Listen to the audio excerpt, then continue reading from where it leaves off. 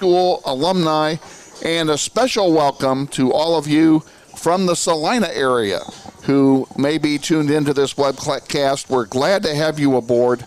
Welcome to Wichita Northwest High School. We're going to send it to our pregame interview with head coach Steve Martin after a quick 30-second timeout, so stay with us. More after this timeout. This is Wichita Northwest Grizzlies football. Hi friends, Bill Nightingale, General Manager of Mel Hambelton Ford. Are you looking for a used car, truck, or SUV? With the largest selection in the state, you're sure to find the vehicle you're searching for at Mel Hambelton Ford. At the Big Corner, customers are number one, so every used vehicle is checked out in our shop by a certified technician before it goes out on the lot for sale. Shop Mel Hambelton Ford first, a dealer you can trust. Visit us out on West Kellogg today or shop us online at mhford.com. Mel Hambelton Ford, experience the difference. Good evening, ladies and gentlemen, and welcome. It is playoff time here at Northwest. The pregame interview show with head coach Steve Martin before tonight's game against the Salina Central Mustangs. And, Coach, let's back up a little bit. A perfect, undefeated season. Congratulations to you and your squad on a job well done. Yeah, we'll take it. 3 months ago, we weren't going to get a play. So, to be sitting in this seat as the number one seed and win a City League title for 5 of the past 6 years and go in and have home field advantage as long as we keep winning the playoffs is a good spot to be in. Absolutely, and home field is so big, and now that was the only thing you were really playing for last week, and you had that wrapped up by the end of the first quarter. Yeah, our kids were extremely focused. They've just been focused on the task at hand every week. I've been very, very happy with their preparation. And, that's what happens. We talk about it all the time, having all these seniors on your team that have went through this process. They know they've been there before. They know what's expected out of them. So, it's fun to really see them carry on the tradition and kind of know what they expect. When we had our first sit-down here a couple of months ago before the first game, you mentioned your goals, and your number one goal was to be playing in November. And granted, the playoffs are starting a few days before November, but congratulations, you made it. Yeah, and it's one of those things that as we continue to go down this run is, you're looking at some other things that can derail your season, such as COVID and other stuff. So, we have really, really taken a lot of precautions this week, and we have a lot of kids that, if they're sick, we've been holding them out and just keeping them away because, we don't want one thing to derail the season. The only thing that we're worried about is marching on, and we'll take it one game at a time. And, I'm excited for this contest tonight. It's going to be a good challenge for us, a team we've never played in Northwest history. So it'll be a different feel, and it's going to be a fun atmosphere. You mentioned the sickness thing. Not that I want to harp on it, but is there anybody who is seriously ill that won't be available tonight because of it? No, nothing like that. I mean, we're just taking precautions, sort of something. We've had no outbreaks or anything like that to be concerned of. We're just taking precautions, and I think you have to. And instead of in the past where a kid maybe showed up to practice with some sniffles, I think in the past, you just, hey, let's go. You got a cold, but now we're taking the precautions that we need to keep us all healthy. And you had players injured who were at some various stages of recovery in the latter part of the season. Jalen Martin and Michael Anthony come to mind. Are we going to be able to see either of them tonight? No, we won't see those guys tonight. I think Michael Anthony's probably a week or two actually away, and Jalen, it's questionable whether he'll be back in time. Your collarbone when it's his third break. You kind of got to take some precautions, and there's more to life than playing in a couple high school football games. You got your whole life ahead of you when you're an 18-year-old kid. But, the injury part tonight will be without Jacob Youngman. Jacob suffered a concussion earlier in the week, and, this is the type of year that we've had these ups and downs with injuries and maybe a kid missing a game. But, what we've proved over the past couple weeks is, the emergence of depth that we've done a great job over the summer, because one of the things in the summer we talked about is we're going to have kids that get sick because of COVID, so we have to create depth throughout the year and throughout the summer and the season, and our staff has done a great job of doing that. And Terrence Bird will come in ready to go. He started a couple games already, so we'll come in and not miss a beat. This team from Salina Central, you've never played before, as you mentioned. What do you know about this team? What should we be looking for? Well, and it's an explosive offense. They don't have a lot of wins, but they're averaging around 20-some points a game scored, and they will look very similar to us offensively. I think they'll push the tempo. They're going to try to get athletes, guys in space, but they rely a little bit more on the passing game than we do. Then no one's mysterious to Northwest football knows that we like to keep the ball on the ground and we like to stop the run. So, they're going to be a little bit more balanced than some of the teams we've played in the past, but they got a good quarterback, Kavanaugh kid whose dad played at K-State. I think has potential to be a very good player. But you look up and down the roster, and they're a very young squad who is just close to hitting a switch to getting caught some fire there, and they're going to be a good team in the future. And of course, you have the number 1 team, Northwest, against the number 16 team in the draw, and you certainly don't want to look past Salina Central to next week because you've got a job to do tonight. Yeah, absolutely. We've been in this situation now. I believe we've been the only year we haven't been the 1 seed since 2015 was in 2016. So we've always had this 1 versus 16 matchup. The big difference we know when we were in 6A is that the 1 and 16 seed, the 16 seed, there's such a drop off, but there's so much parity in 5A football. It makes it funny. You got to be ready to go every night. Well, you'll find out here in a few minutes as you take on Salina Central right here at home. We want to wish you the absolute best of luck. Nobody gets hurt. Let's get a W so you and I can be sitting here at Hurricane Sports Grill next week. Sounds good. I'll see you next week. All right. Head coach Steve Martin on the pregame show. And as I mentioned, we are at Hurricane Sports Grill at 13th and Tyler Road. And we want to thank everybody here for their hospitality and letting us set up shop here for these pregame interviews with the coach. And it's a great atmosphere. And come on out for the watch party if you can't get out to the stadium tonight. Until next week, Coach, best of luck again tonight. We'll take a 90-second timeout. We'll be back with more. This is Wichita Northwest Grizzlies football. Hi, friends. I'm excited to tell you that Mel Hamilton Ford has extended the Labor Day sale through the whole month of September. The 2020 Fusion is a leader in its class with a smooth ride and a roomy back seat and payments starting as low as $192 a month. Now, that'll fit right in that family budget. Let Mel Hamilton Ford put $2,500 cash back in your pocket after the rebates. With a huge selection of over 150 to choose from, come out today or check us out online. $2,500 cash back in your pocket on a new Fusion. Mel Hamilton Ford, experience the difference. It's easy to spot people who participated in high school sports and activities. Right on time. They learned important lessons like leadership, teamwork, respect. Hey, our meeting moved to 10. We'll be ready. Values that last a lifetime. We need to focus on 3 factors. Support high school sports and activities in your community. When kids take part, they get set for life.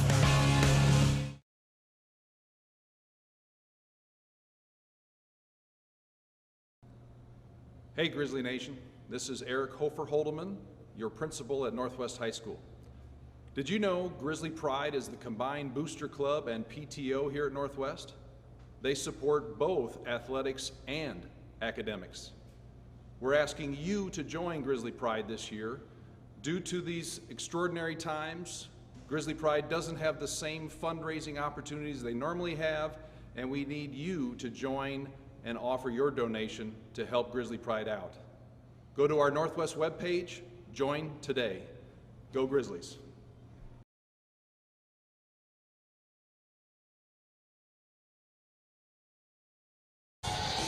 From Northwest High, welcome back to the pregame festivities before tonight's first playoff game between the Grizzlies and the Mustangs of Salina Central. This is the first ever meeting between these two schools, so we have absolutely no record to go back on. We're going to give you some information about both schools, especially Salina Central, so you hopefully will get more of a feel for what's going on in the game. My name's Kevin Arkin. Glad to be with you. I'm joined by Northwest High senior Nick Butler and by Derek Garr as well. Gentlemen, welcome, and it's playoff time. Nice to be here. I'm not hearing you at all there, sir. Hello. Let's try that again. Nice to be here. Okay. You get him? Okay, good. Nick, let's start with you. This is your 4th year at Northwest. You've seen playoffs come and go. Are you excited for another playoff run? Playoff time is always exciting. Doesn't matter what school you are, doesn't matter what level of sport it is. Playoffs are always exciting. And, of course, Northwest is the number 1 seed overall and will play at home for as long as they last until the state game. So another advantage for the Grizzlies after a perfect 6-0 season and a City League championship. Yeah, another great job by the Grizzlies securing another City League championship. They've had a lot of success lately under Martin, making the state championship game the last 2 years in a row, and hopefully they'll make it once again. Folks, we're going to just do something here real quick. Hello, hello, hello. We're hearing you. Okay, you're just not coming through as loud as the two of us are, Derek, and that's probably us. So, coming into the game, Salina Central has 1 win on the season. They finished the season 1-6, and I know that Derek has a recap of some of the highlights of their season. Why don't you kind of go through that with us real quickly? Yeah, even though Salina Central has only managed to win 1 game, their record isn't as bad as it appears. They had a lot of close losses this season against Campus, Eisenhower, Valley Center, and Salina South. They lost each of those games by no more than a touchdown, and sometimes by even less than that. They had a 2-point loss to Valley Center, 12-14. They had a touchdown loss to Salina South, 35-28. And then they lost to Campus, 37-32, and they lost to Eisenhower, 46-42. So they've had some close games this year, in spite of their poor record. So what we're saying here is that both of the teams are 0-0 going into this game tonight, and it's single elimination in the playoffs. So nobody needs to be looking past this game to next week, and we already know that our opponent next week will be Heights, and assuming that we win tonight, that game will be played here at Northwest. But we can't be looking ahead to Heights. We have a lot of work to do right here tonight for about 48 minutes. Absolutely. Nope, you always got to look for the game in front of you. That's how a lot of these teams that are ranked higher always fall. The Mustangs obviously are in a rebuilding mode as they only have 1 win this year, but they've got a great leader to do it with, and that's their head coach, Mark Sandbo. He joined the squad in 2018, and he's got a lot of experience. He actually is a native Kansan. He went to Smoky Valley High School, is an 03 graduate there, and then went on to Fort Hays State and graduated from Fort Hays in 08. He played football himself throughout as a defensive back, and he was the starting quarterback at Smoky Valley while he was there. And then at Fort Hays State, he was strictly a cornerback for the Tigers of Fort Hays State. So he's got a lot of playing experience.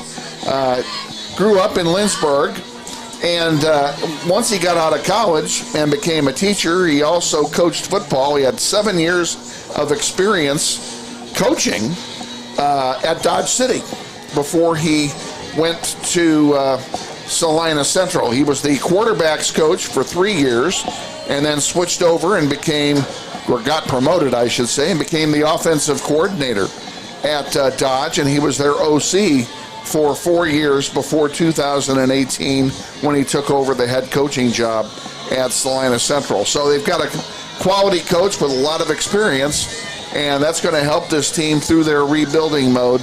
And you know that they're not going to be any slouches on the field here tonight. Absolutely not. You definitely see his offensive coordinator experience shine through with his team. I think their offense is the strength of this football team. And their offense is led by quarterback Parker Cavanaugh, who has some family relations to that team. And I know Nick Butler has some information on that to share. Yeah, the quarterback, excuse me, his dad is actually the wide receiver coach for that team. And the dad, whose name is Brian Kavanaugh. Yeah, sorry about that. It's all right. He was the quarterback for K-State back when Bill Snyder was the coach. He really helped them. He really helped Bill Snyder turn that team around, and he was actually in the 1995 or 6 Cotton Bowl against BYU, where they lost that game 14-19. So he's definitely got some people around him to help him turn into the quarterback they want him to. And we're obviously going to be calling his number an awful lot tonight. And they also have a pretty stout running back in Micah Moore. He's a junior, 6 foot, 210-pounder, who I believe is their leading rusher, and we'll be seeing a lot of him on the field tonight as well. We are counting it down toward kickoff. The stands are filling up there. Some people did make the trip down here from Salina as we look across the way, and if you look at your view, you can see the opponent stands over there have some people in them. So they came down. It's a good night for. It's a great night for football. We couldn't ask for better weather. A lot better than we had last week, I might add. Last week when that cold front came through and the wind was blowing 40 miles an hour most of the game out of the north. Tonight there's virtually no wind. Temperature is 61 degrees, not too bad. Clear skies. There's a full moon in the distance. That's just outside of our picture that's being shot from above. But trust me, there's a full moon tonight. So it's going to be a great night for football, gentlemen. Absolute beautiful night. Yeah, I was worried we were going to be getting winter weather full-time after last week. Well, for those of you out of town who do not know, we had snow and ice here on Monday and Tuesday, and it got cold both days. The weather was absolutely miserable, and it was winter weather, as you said, Derek. And then Wednesday it warmed up, and we had something we really needed. We had an all-day rain. We hadn't had any rain in Wichita in 6 weeks. And the ice and snow didn't provide a lot of moisture, but we got almost 2 inches of rain on Wednesday. And we absolutely needed it, and I don't know of anybody that was complaining about the fact that it was raining all day on Wednesday, except maybe the Northwest soccer team who had to play in that rain over at East High on Wednesday afternoon. And as I bring that up, I'll just quickly mention that the Grizzly soccer season ended on Wednesday as East High, the number 1 seed overall in soccer in 6A, defeated the Grizzlies for the 3rd time this season by a 4-2 count. And the Grizzlies were in the game with 30 minutes to go. It was tied at 2. And then East High got 2 goals late to wrap it up and to knock the Grizzlies out of the playoffs and end their season. So we congratulate the Grizzlies on a good year. They beat all the teams they were supposed to beat and lost to all the teams that they were supposed to lose to, because the 3 teams above them in the standings, they were 0-6. The 3 teams below them in the standings, they were 6-0. It was very unfortunate for the Grizzlies as well to be put in a regional with the 3 other teams being the 3 teams that they lost to as well. Exactly. And that was done, unlike football, which seeded based upon win-loss percentage first and then average margin of victory as the tiebreaker. In soccer, they regionalized everything. Their goal was to eliminate travel as much as possible because of the pandemic. And as a result, the four 6A City League teams ended up in the same bracket together, East, North, Heights, and Northwest. And then they seeded within the bracket. Northwest was the 4th seed in that bracket, having to play East High. So we congratulate East High on their win, and we wish them and all the other teams that are still alive in soccer, we wish them success going forward.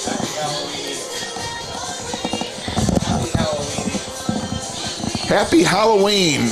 There we go. Happy Halloween Eve, folks. You can see that the moon has ducked behind a cloud in the distance. giving us a little Halloween festivity. And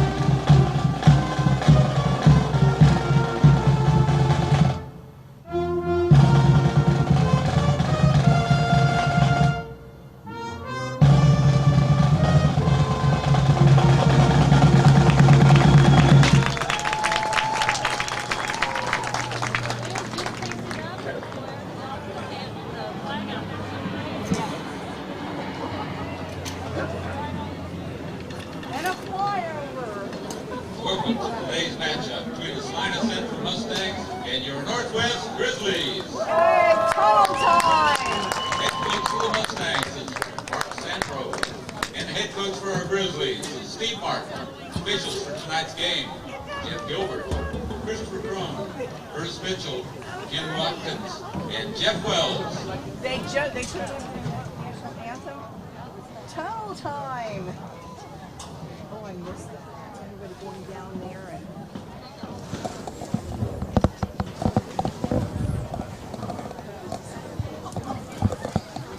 Well, we had the national anthem, ladies and gentlemen. We were anticipating the victory song also, and they may or may not be playing. I think they're waiting for the team to make their way to the field. The tunnel is set up, and the Grizzlies are now coming down the ramp from the school building. This will actually be the first time this season that the Grizzlies will come out of the tunnel. Been an unusual year when we played most of the season with no fans in the building of any kind. And unfortunately, oh, that's right, the other team.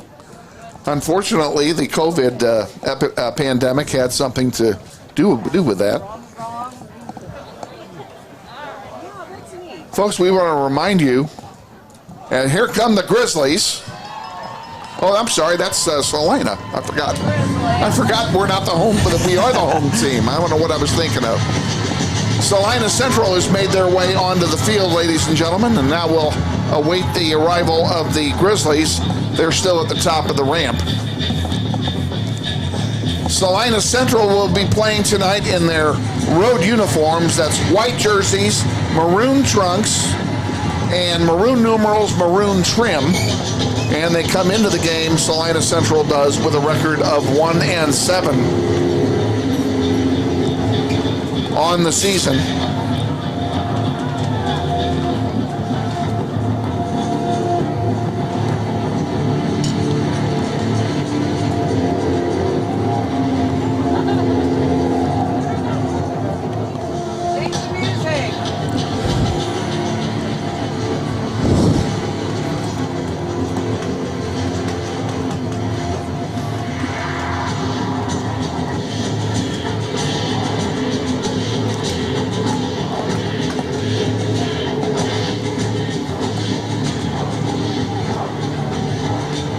And here come the Grizzlies.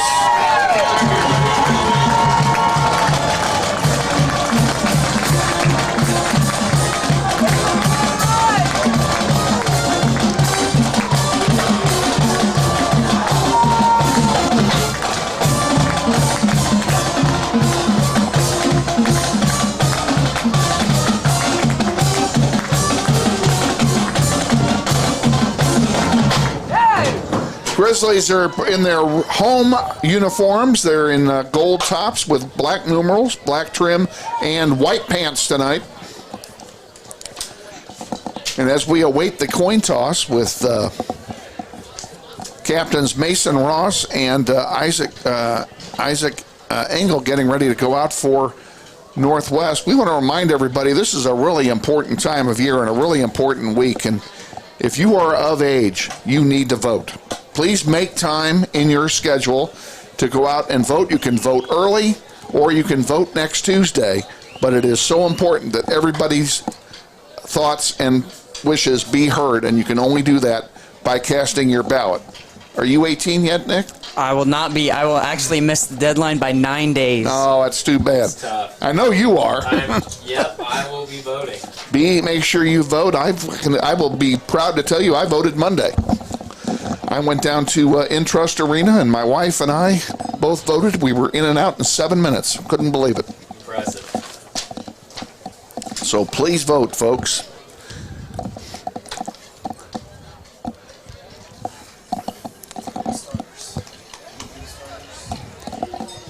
We have some projected starters popping onto your screen here soon.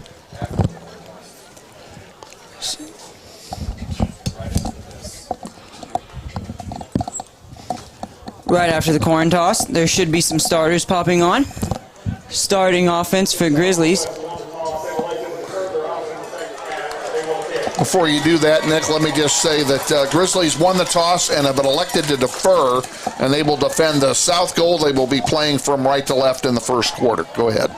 All right, so starting offense for Grizzlies at quarterback, number 16, Mason Ross. In the backfield behind him, he is joined by Julius Bolden and LJ Phillips. And Mason will also be in and out of snaps as Jeremiah Moore fills in at quarterback sometimes, who is also a starting wide receiver. He is joined outside by Caleb Coleman, the offensive line, Kayvon Stallings, Isaac Engel, Diego Gutierrez, James Gilbertson, and Caleb Knott, and Camden Aldridge will also be starting wide receiver. For the defense, the D linemen, scary D linemen, are Nate Carter, game wrecker Nathan Hale, and Zach Darr. Linebacking core, Terrence Burt, Darius Diaz, Zach Morford, and then the secondary is Todrick McGee, Jaron Tolfree, Josiah Hill, Waitu Colomo. Carson Arndt set to kick it off here to start the game. Back deep for Salina Central is Logan Losey, number 11, and he will take it at his 5-yard line. Losey to the 10, the 15, out to the 20, tackled there at the 21-yard line by a host of Grizzlies.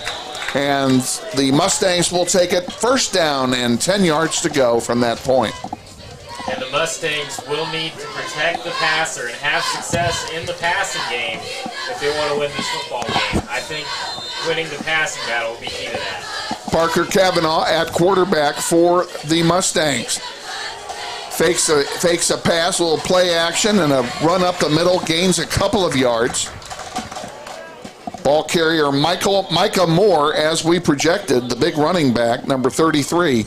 He gains 2 on the play. It'll be second down and 8 to go from the 25.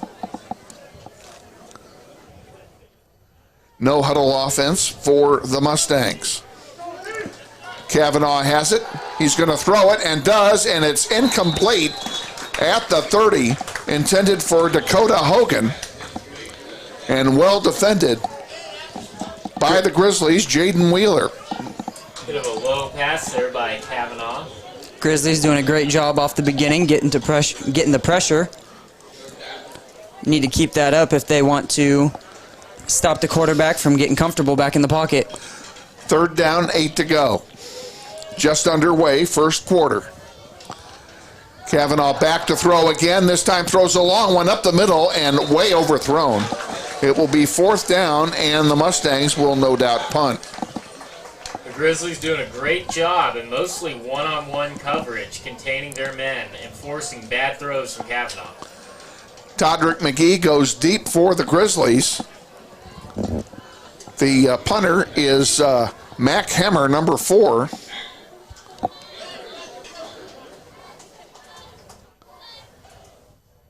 You tell me if I read his number wrong.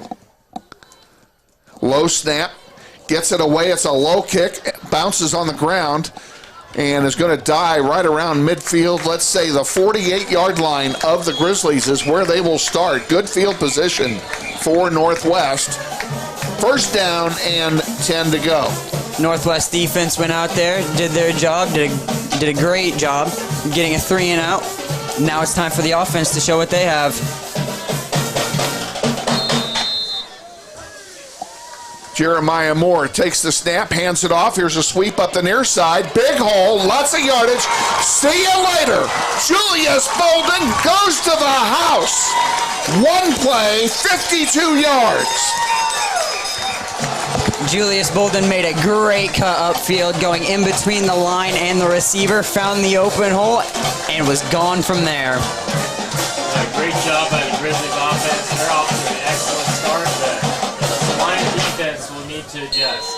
Aldrich will hold as Carson Arndt attempts the extra point. Long snapper is Nathan Carter. Ball's high, ball's down, kick is up, and it is good.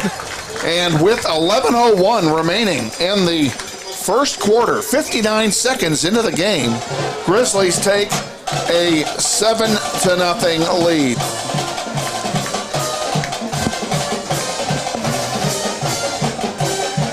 Great job by the Grizzlies. Off to a perfect start so far, especially on offense. One play, one score for the Grizzlies, and a 3 and out on defense. Grizzlies able to put the pressure on very early in this game. The Kansas State High School Activities Association conducts official rules meetings, training clinics, and workshops throughout the state with a view toward providing sound educational experience for all athletes. For more information on becoming an official in any sport, contact the Kansas State High School Activities Association at 785-273-5329. Carson Arndt kicks it off. It's deep and into the end zone for a touchback. 1st and 10 Mustangs at their 20-yard line.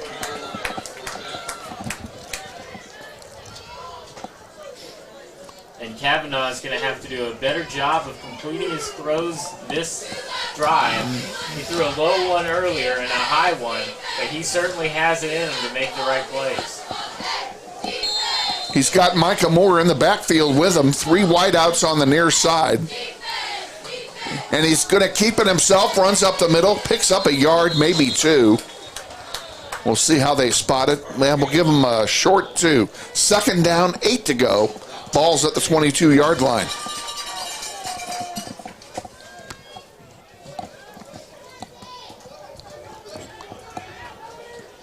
Exact same setup again.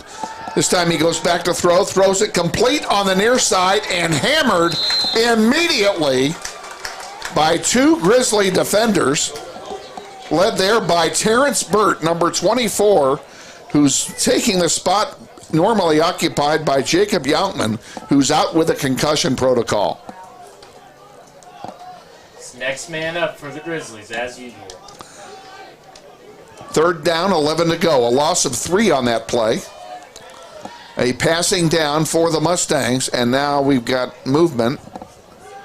And no flag, however. We still had movement. Kavanaugh back to throw, throws it quickly, and his hurried pass is short of the intended receiver, Hayden Vidrickson, and it will be 4th down and 11, and the Mustangs will punt. And the Grizzlies' vaunted pass rush once again showing out. Todrick McGee standing at his own 47-yard line to receive the kick from Mac Hemmer, the senior punter for the Mustangs. He's standing at his own 6-yard line. Good snap. Kick is off. It's up in the air. It's end over end, and it's going to go, I thought it was going to go out of bounds, but it dies at the 43-yard line of Northwest, and great field position again for drive number 2 for the offense. Absolutely. We're going to see if Grizzlies can make that magic happen again.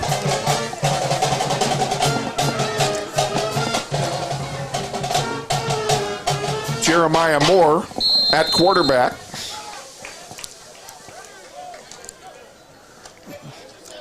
Hands it off up the middle, this time to Phillips. Phillips gets good yardage out to the 49. Pickup of 6 on the play. It'll be 2nd down and 4. Handoff on that time was a little shaky. Glad LJ was able to get it.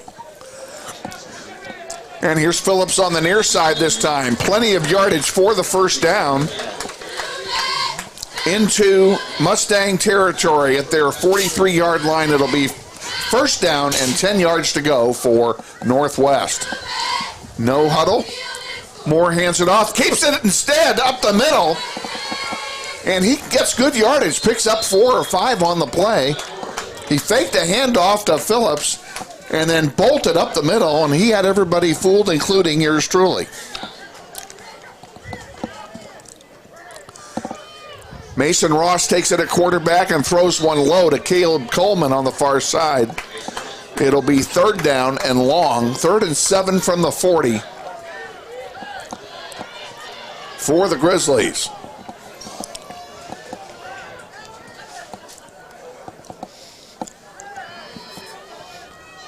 Ross and Bolden were in the backfield, and here's one that was deflected and goes out of bounds. 4th down and 7. We'll see how the Grizzlies play it. Looks like they're going to keep the offense on the field. This might be part of the dead zone where it's a little too close to punt, but a little too far to kick a field goal. It's way too far for a field goal, that's for sure. Ross to throw it again.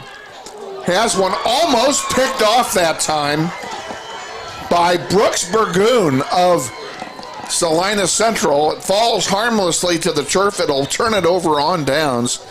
And the Mustangs will have it 1st down and 10 now from their own 40-yard line. Ross had plenty of time to throw, but the coverage is just a little too tight. He didn't have many options. Yeah, that Mustang pass defense is really showing up this game. Kavanaugh at quarterback for the Mustangs. Has it, he's going to throw it. Throws it deep on the far side, and it is out of bounds, incomplete. Intended that time for Andon Price, the junior, 5'10 junior. That's a good job by Way2 to turn around and locate the ball. Kavanaugh is definitely not afraid to go deep. He had 7 passing touchdowns in the first 4 games of the season. Kavanaugh back to throw again. A short one up the middle. Caught by Micah Moore. And he's going to get a 1st down out of it. Good catch and run that time by the Mustangs. 1st down at the 49 of Northwest. There was a flag that threw in the middle of that play. There is a flag on the field. You're right. Well, an offensive hold will change all of that. It'll make it 2nd down and long. An absolute drive killer for the Mustangs. Moore breaks a tackle and then runs for 10 yards after that missed tackle. Well, but and it all gets called back. Yeah, that might be the reason he ran for 10 yards, though. 2nd down and 15 to go. The ball's back at the 35. They have to get to midfield for a 1st down.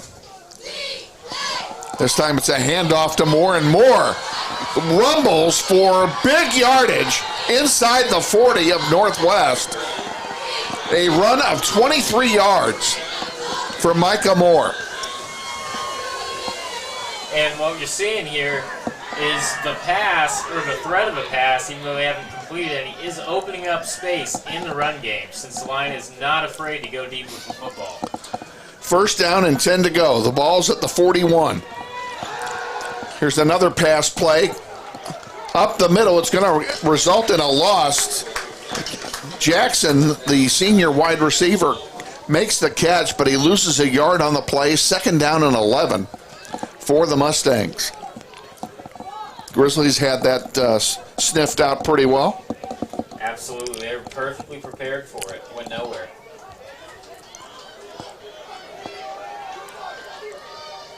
On 2nd and long, they look for a play from the sideline. They have Vidrickson as a wideout on the near side. They hand it up off to Moore up the middle, and he picks up a few yards. He may get 3 on the play. We'll call it 3rd down and 8 to go. And Northwest just missed out on the blitz. He was going for the quarterback, but the handoff was already made. And they line it up again with 3 wideouts on the near side. This time Kavanaugh's going to throw it. He does, and it's incomplete, overthrew the receiver. There is no flag on the play. I was looking for one because the defensive play by Todrick McGee was there. It was definitely questionable. He hit the receiver hard as the receiver was trying to catch the ball. So it's 4th down, and they're going to go for it. 4th and 8 from the 39. And now we have a whistle. Salina Central takes a timeout, and so will we. We'll be back with more from Northwest. This is Wichita Northwest Grizzlies football. Hi friends, Phil Nightingale, General Manager at Mount Hamilton Ford. Have you been thinking about a new SUV? Right now is a great time to buy a new Ford at the big corner of 119th and West Kellogg. EcoSport, Escape, Edge, Explorer, Expedition. Mount Hamilton Ford is sure to have the right vehicle to fit your size. And you know you can count on us with this great selection to find the right SUV at the best price to fit your budget. Check us out online or in person. Let us make your purchase easy with pickup and delivery right from your home or work. Mount Hamilton Ford, experience the difference.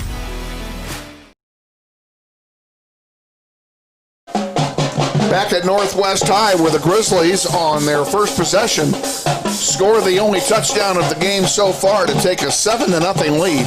We have 6:52 remaining in the first quarter, and it's a 4th down play and 8 yards to go for the Mustangs, and they are going for it on 4th down. Micah Moore in the backfield, along with Parker Kavanaugh. Kavanaugh's going to throw it. A long one, and it is picked off. Intercepted by the Grizzlies. I think that's way too who is that? No, that is not. I take that back. That is Josiah Hill that got that one. And that ends up working out as almost a punt for Salina, since it would have, the Grizzlies, if it was incomplete, would have got the ball close to the 40-yard line. Yeah, that actually turned out to be a bad thing to catch. I mean, your instinct is to catch it. But had he not caught it and just batted it down, you're right, a ball would have been a 1st down at the 40. As it is, it's on the 13. That's where he caught it and went down.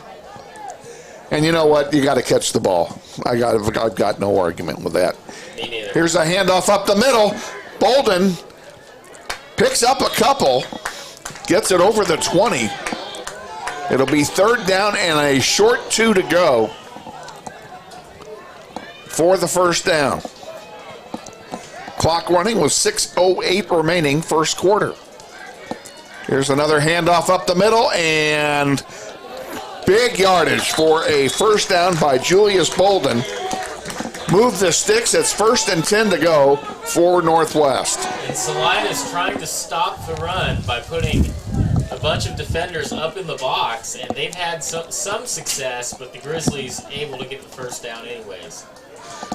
Mason Ross takes the snap, takes it himself right up the middle, and gets good yardage on the play. They're going to give him 5 yards on the play. It'll be 2nd down and 5. Ball now on the 36-yard line of Northwest. Here's a handoff again. Big 1st down yardage and more by Phillips. And they'll move the chains. 1st down and 10 to go for Northwest. The ball's on the 44-yard line. Ross keeps it himself. Moves to the right, cuts it up, and gets about 6 yards on the play. Grizzlies on the move. 2nd down and a short 4 to go. Ball right at midfield. Here's a handoff to Bolden. He's going to sweep to the near side. Gets inside the 50 down to the 47. He's going to be short of the 1st down by a yard. and it will be 3rd down. Good job by Bolden, breaking a tackle in the backfield to advance. And again, no huddle. Mason Ross hands it off. Bolden up the middle, gets the 1st down and then some. Down to the 43-yard line of Salina Central, and that's where the Grizzlies will take it 1st down as they move the chains. I like how Northwest is imposing their will on Salina Central. Ross keeps it himself. Big hole up the middle. Down to the 30-yard line goes Mason Ross. 13 yards on the carry.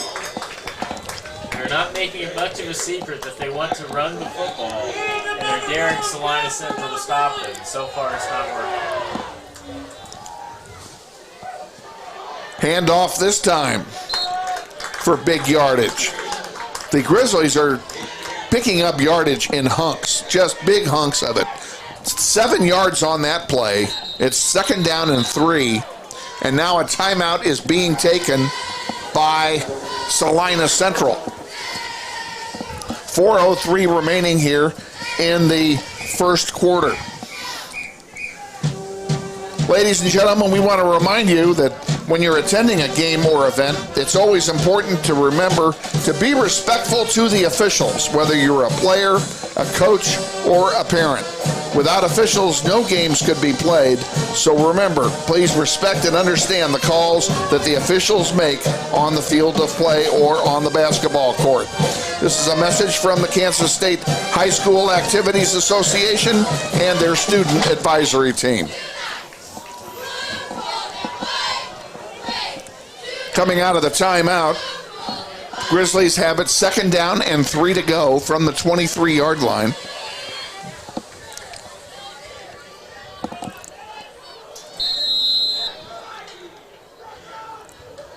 Hand off to Bolden on the near side. Got by one guy. He's going to make it to the end zone and high steps in for a Northwest touchdown. 23 yards on the play. Julius Bolden once again breaking several tackles tonight. Once he broke the 2nd tackle, there was nobody around him. Absolutely, which is why you got to wrap up. Carson Arndt will try the extra point.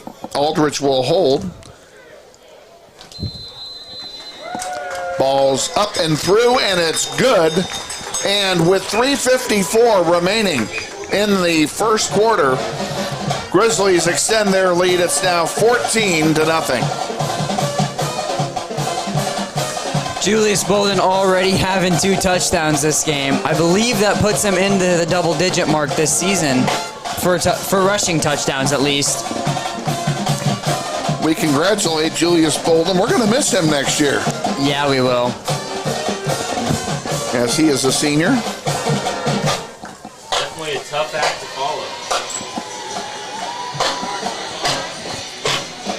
Carson Arndt lines up for the kickoff on the far hash mark at the 40-yard line. Mustangs come out.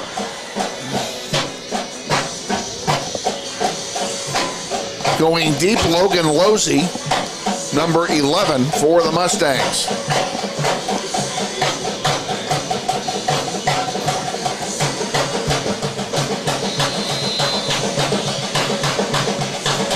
And here we go. Carson kicks it deep. It's going to be taken by Losey on the 5 to the 10, 15, 20, 25, and down at the 30-yard line. A nice run back by Logan Losey of 25 yards. It'll be 1st down and 10 to go for Salina Central at the 30-yard line. They were able to have some success last drive, mostly in the run game. We'll see if they go back to that. No changes. Parker Cavanaugh at quarterback, and back there with him is Micah Moore. Oh, I take that back. That isn't Micah Moore back there with him. I misread that number. That looks like number 28. Kenyon McMillan. Sophomore running back in the game now for Salina Central. And they pick up a yard on the play. 2nd down, 9 to go from the 31. Kavanaugh and McMillan. A throwing down this time at 2nd and long, and the pass is completed on the far side. The tackle made immediately that time by Jaden Wheeler, and it's going to be 3rd down and 6. Great ball by Kavanaugh, being able to throw a precision pass while being taken down. That was a well-thrown ball, no question about it. A passing down again here for the Mustangs.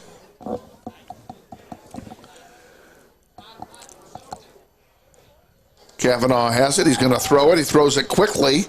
He throws it short of the sticks, and it's going to be 4th down and 2 to go. The receiver hit immediately there and driven back. And the Mustangs will punt it. Mackhammer comes out to punt. He will punt from about his 25 and deep for the Grizzlies. Todrick McGee is standing at his own 33. And a fake.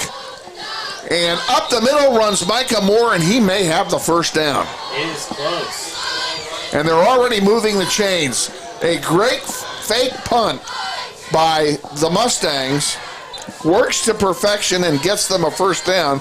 And I'll tell you what, Moore didn't make that 1st down by much.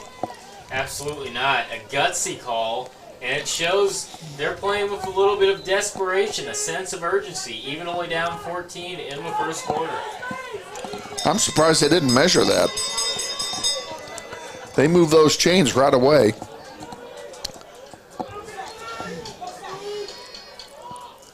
Kavanaugh goes back to pass, throws it deep, and intended that time for Logan Losey, but he overthrew him.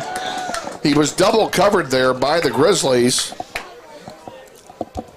Yeah, put some trust in his receiver that he'd be able to break through the double coverage, but just was not able to do it in time. McGee was back there, along with Josiah Hill, on the defense for Northwest.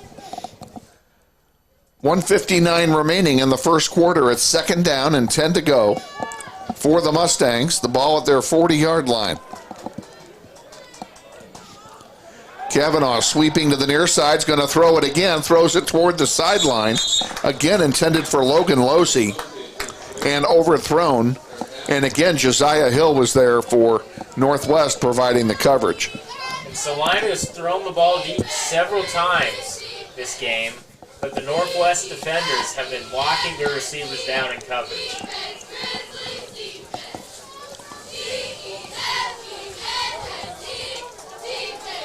Kavanaugh and Moore in the backfield. Kavanaugh going to throw again, and he's hit as he throws it, and it should have been picked off by McGee, and he dropped it. It'll be 4th down and 10, and I'll bet McGee wishes he had that one back. Oh, McGee is very frustrated with himself right now. Just got a little excited, started running with the ball before he had complete possession. Yeah, it was a hard ball to catch. It hit him in the hands, so it was a difficult ball to catch. McGee will stay back there and field the punt from Mac Hammer.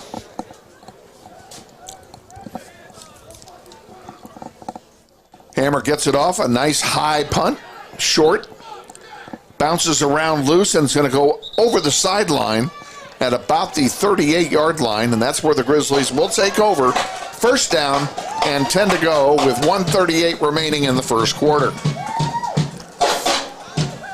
And if you're Salina Central, you need to stop the run at any cost on this drive. Northwest moved the ball at will last drive.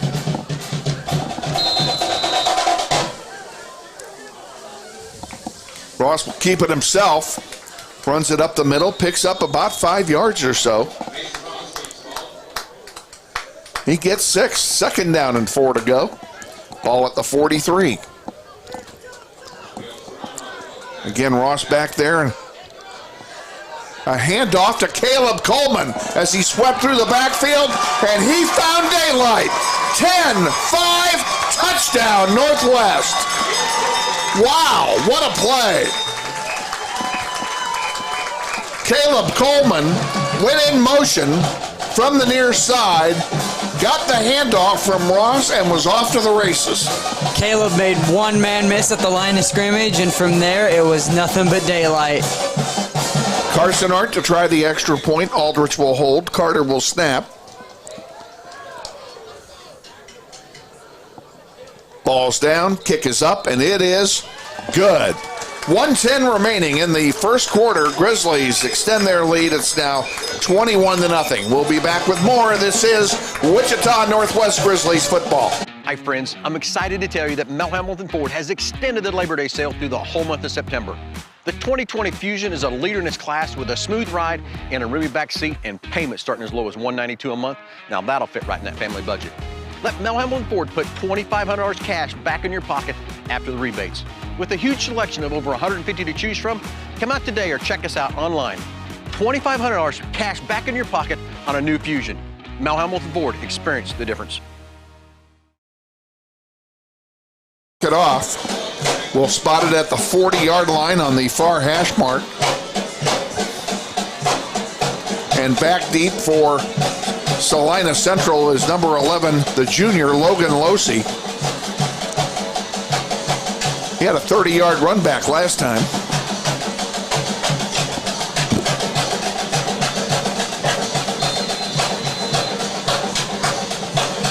And here comes the kick from Carson Arndt.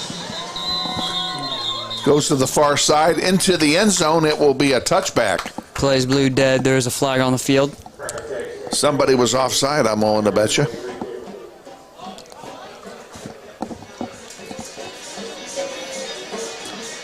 And Carson Arndt picks up the tee and he's moving it back. So that's probably what it was.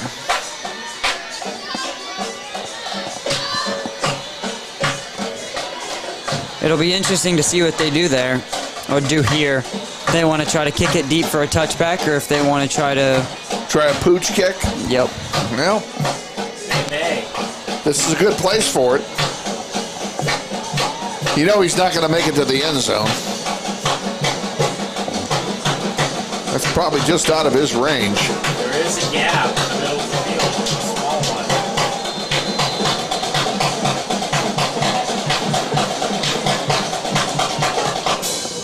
one. And he does go deep.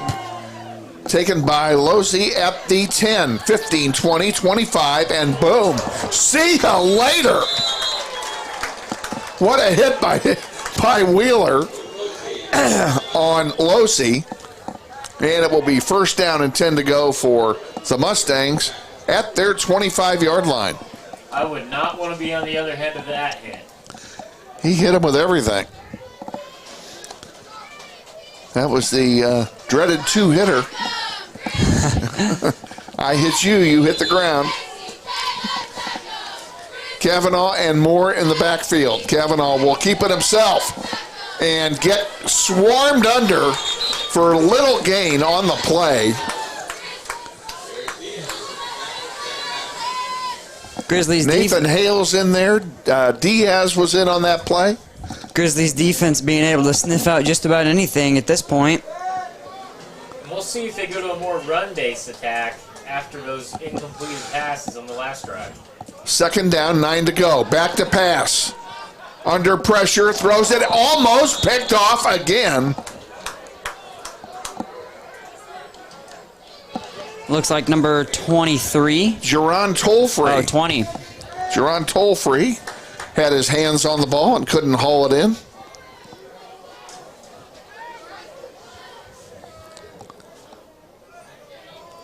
Well, one thing's for certain. Salina Central has a lot of faith in their quarterback. They do. Third down and 9.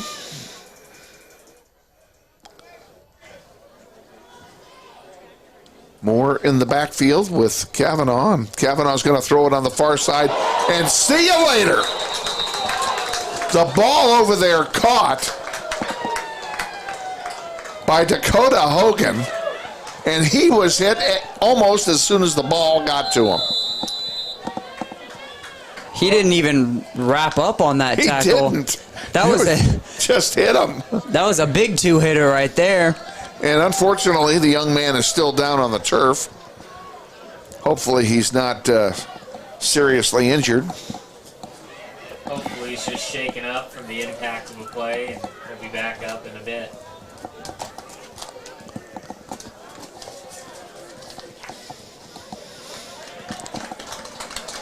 And he gets up and walks off under his own power.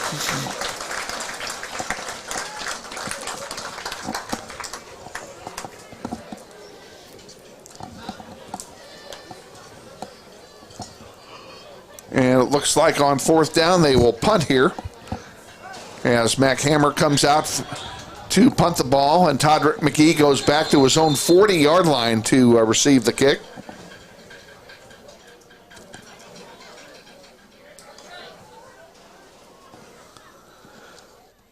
Good snap and a pretty decent punt comes up short.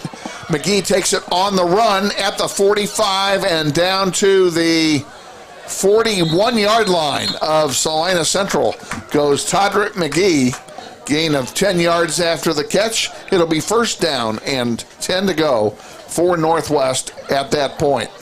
McGee with a good use of a stiff arm at that point was able to get a couple extra yards, getting the offense better field position. This will probably be the final play of the quarter. Ross takes the snap, hands it off to Bolden. Bolden up the middle, gets big yardage. He's close to a first down. He's going to be about a half a yard short. We'll call it second down and a very short one to go, and that's how we'll start the second quarter. At the end of the first quarter, Grizzlies 21, Salina Central 0. We'll be back with the second quarter right after this. This is Wichita Northwest Grizzlies football. Hi friends, Bill Nightingale, General Manager of Mel Hamilton Ford. Are you looking for a used car, truck, or SUV? With the largest selection in the state, you're sure to find the vehicle you're searching for at Mel Hamilton Ford. At the Big Corner, customers are number one, so every used vehicle is checked out in our shop by a certified technician before it goes out on the lot for sale. Shop Mel Hamilton Ford first, a dealer you can trust. Visit us out on West Kellogg today or shop us online at mhford.com. Mel Hamilton Ford, experience the difference.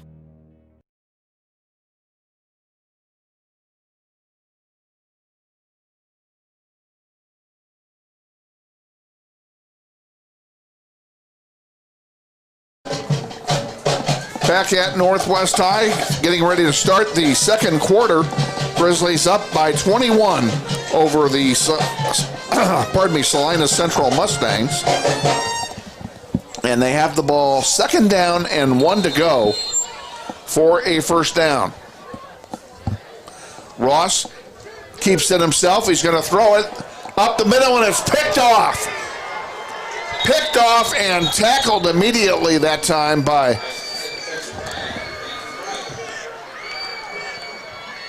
Andon Price, number 2, I believe, the junior.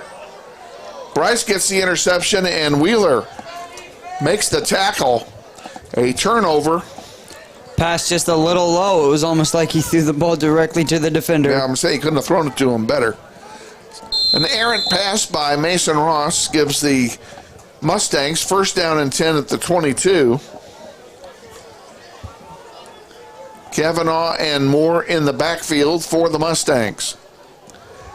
Hand off to Moore up the middle, and he is swarmed under by a group of Grizzlies led by Zach Dare and by Nathan Hale.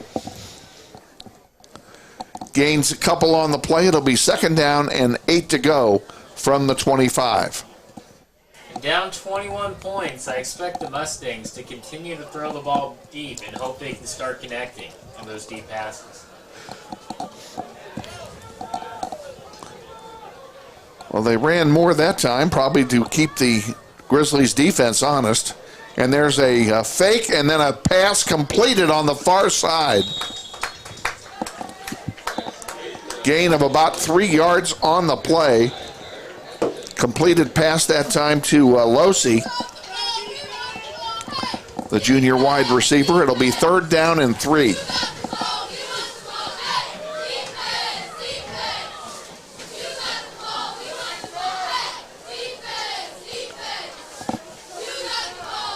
Good crowd on hand on both sides of the field tonight. Kavanaugh throws it behind the intended receiver, Vidrickson, and it will be 4th down. Northwest D-line doing what they do, or doing what they've had done all year, which is get pressure on that quarterback. A hurried throw indeed led to an errant throw.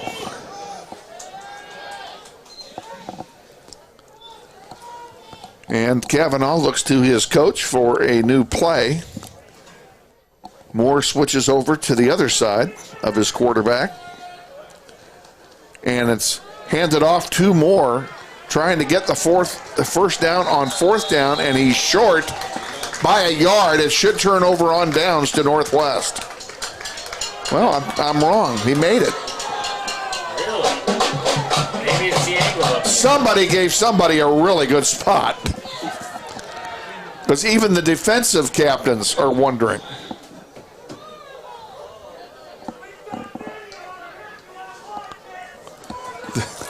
So it's 1st down for the Mustangs. Kavanaugh will throw it far side deep and almost picked off. Great defensive play. Looks like Hayden Vidrickson did a good job on defense on that play. Was almost picked off by number 2, Zaire Adkins.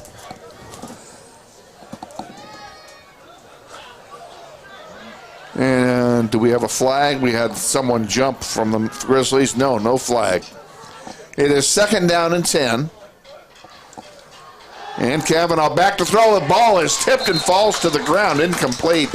It'll be 3rd down and 10. And there was tremendous pressure that time on Kavanaugh by 3 defenders of the Grizzlies. Kavanaugh forced to run for his life on that play.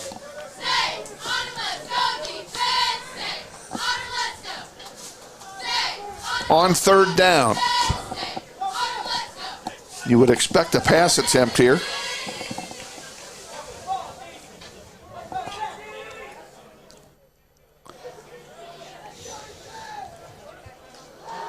Kavanaugh goes back and throws it deep and overthrows by 5 yards his intended receiver on the play. It will be 4th down. That was intended for Losi. It's 4th down and 10. And we'll see if they punt. They're pretty deep in their own end of the field to turn it over on downs. Kavanaugh got really excited for that throw. And they are going to go for it on 4th and 10 from their own 32.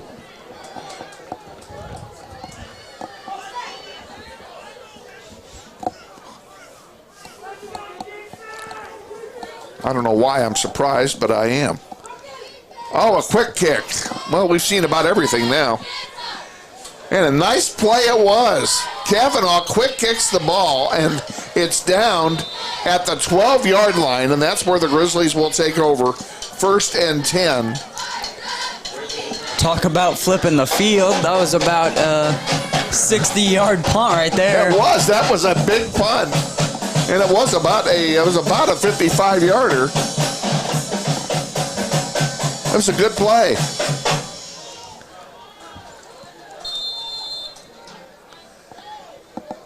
Jeremiah Moore at QB. And we have a whistle, and we either have a false start or somebody jumped. And it's offside against Central. It'll be a 5-yard penalty and make it 1st down and 5. Not good on doing the work of getting the Grizzlies a short field. Or long field. Sweep around the coming to the near side with it. Phillips doesn't pick up a whole lot. He gets it maybe a yard or 2. Let's call it 2nd and a long 3. And Moore keeps it himself. Bumps off one defender and is off to the races. Halfway there. 35, 30, 20, 15, 10, 5. Touchdown, Northwest. An 80-yard play. And they almost caught him. but he was able to make it into the end zone. Well, he bumped off of one defender, and I think all that guy would have had to have done would be to wrap his arm around him and hang on to him and pull him down, and he didn't do that. He just bounced off him, and off he went for 80 yards. Carson Arndt will try the extra point. Aldrich the holder, Carter the snapper. Ball's down, kick is up, and it is good. 9:24 remaining in the second quarter, and the Grizzlies extend their lead to 28-0.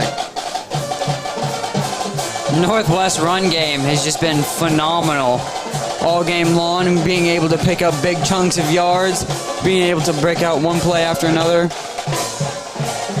We're going to be back in just a moment. Stay with us. This is Wichita Northwest Grizzlies football.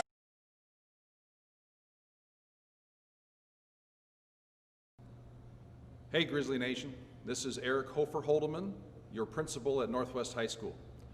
Did you know Grizzly Pride is the combined booster club and PTO here at Northwest? They support both athletics and academics. We're asking you to join Grizzly Pride this year. Due to these extraordinary times, Grizzly Pride doesn't have the same fundraising opportunities they normally have, and we need you to join and offer your donation to help Grizzly Pride out. Go to our Northwest webpage, join today. Go Grizzlies.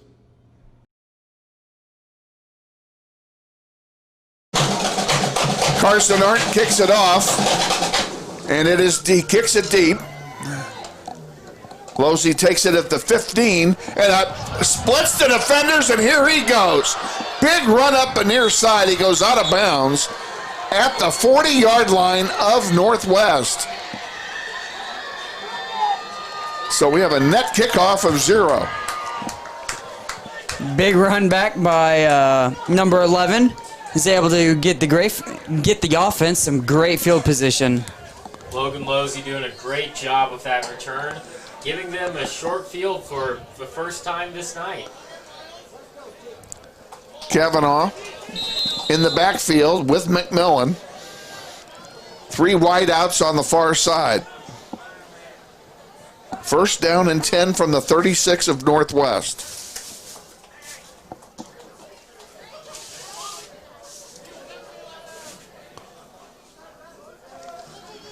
Hands it off to McMillan, and McMillan gets nowhere.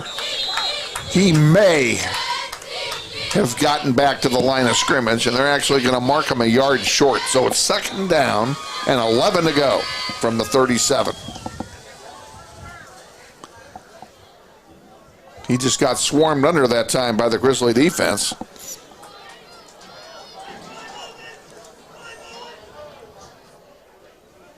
Kavanaugh goes back to throw. Being chased.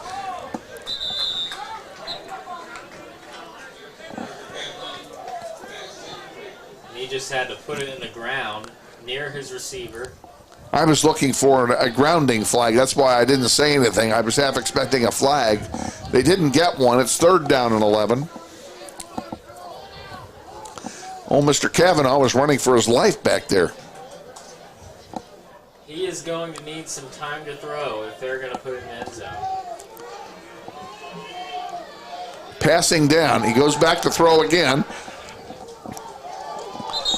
Ball batted around loose. I think it's incomplete. It is. It's fourth down. Several football players from each team got a hand on that ball trying to corral it in, and it finally found the turf.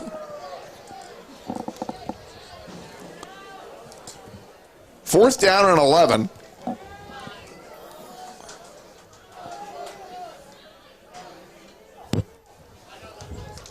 Kavanaugh getting a new play from his bench.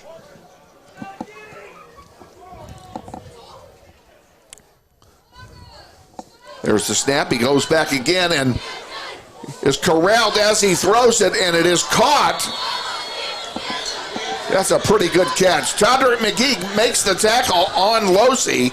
He gets the first down. That's a pretty good throw and a pretty good catch because McMillan was all wrapped up when he threw it, and Losey was all wrapped up when he caught it. Absolutely. How did he make that throw? He's in the middle of getting clobbered. Kavanaugh again goes back to throw, looking and throwing for the corner. And it is overthrown out of the end zone. It'll be 2nd down and 10. Ball's at the 21-yard line. Clock stops with 8:11 remaining in the first half.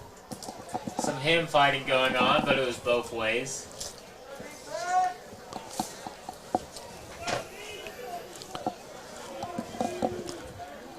I need a bookmark.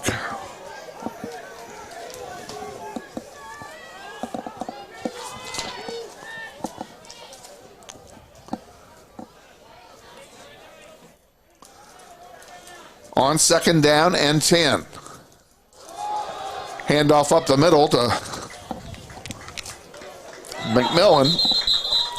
He picks up a yard. It's 3rd down and 10.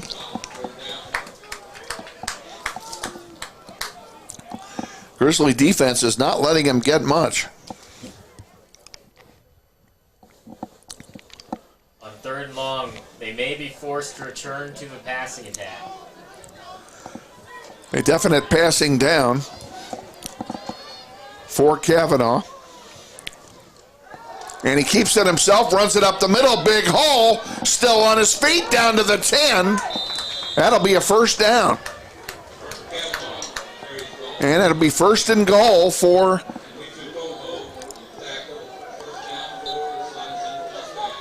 yes, it is 1st and goal from the 10 for the Mustangs. Nobody on the Grizzlies defense expecting Kavanaugh to take off on that play. Nobody up here in the booth was either. Kavanaugh back there along with Kenyon McMillan. Now McMillan switches sides. High snap. Back to throw. Being chased. Throws it over to the near side. Wide open is Losey for the touchdown. And the Mustangs are on the board. Blown coverage or something happened in that There's play. nobody near him. Yeah, somebody blew an assignment there somewhere. Definitely a miscommunication. He walked into the end zone unopposed. Hammer will try the extra point.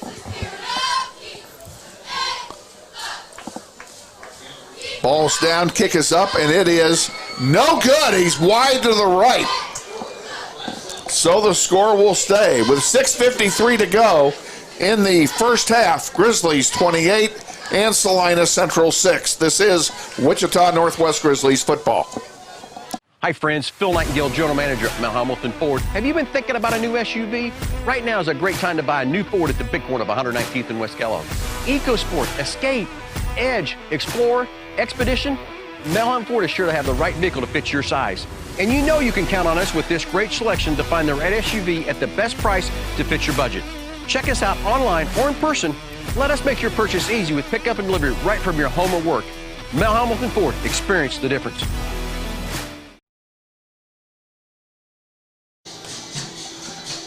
Back at Northwest High, getting set for the kickoff here.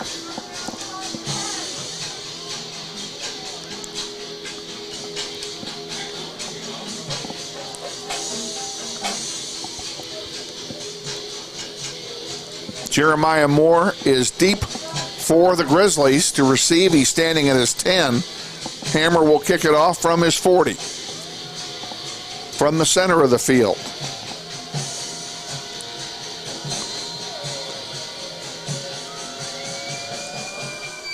And an onside kick attempt is corralled there by the Grizzlies at the 40. Let's give credit where credit is due. Jerry Johnson was all over that. Wrapped himself up, went to the ground, saved the ball, keeps the possession in favor of the Grizzlies, and gives us good field position all at the same time. Absolutely. Unfortunately, it's a straight bounce, not the bounce they would have wanted on that onside kick. Well, Central pulling out all the stops. Ross hands it off. No, keeps it himself. Near midfield, now crosses 45, 40, and out of bounds near the 35-yard line. We'll see where they mark it. That's a big run. That's a 24-yard gain by Mason Ross. Moves the chains, first down and 10. Takes it himself up the middle again, does Ross. Gets down to the 35. Pickup of 6. It'll be second down and 4 from that point. 6:25 remaining in the first half, clock running. And now we have a whistle, and somebody probably moved a little too soon or wasn't set.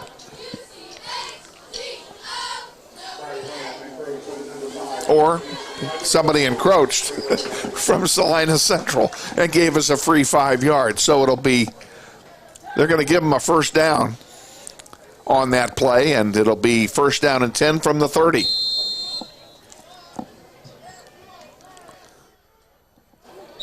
And now we have movement again.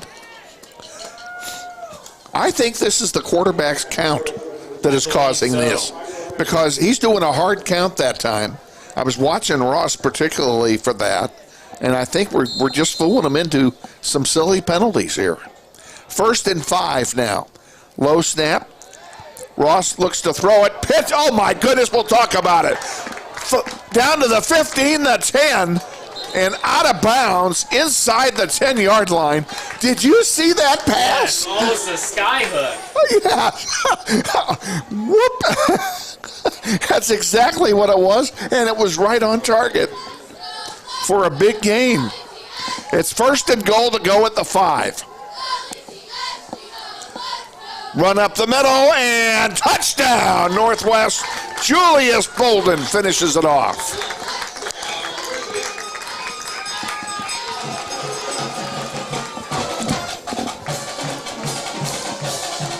What a pass by Ross.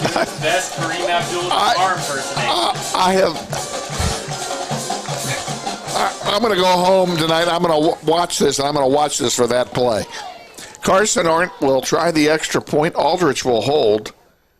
Carter gets a high snap off, but the ball's down. Kick is up, and it's good. 5:59 remaining here in the first half. Grizzlies extend their lead. It's now 35-6. Hi, friends. I'm excited to tell you that Mel Hamilton Ford has extended the Labor Day sale through the whole month of September.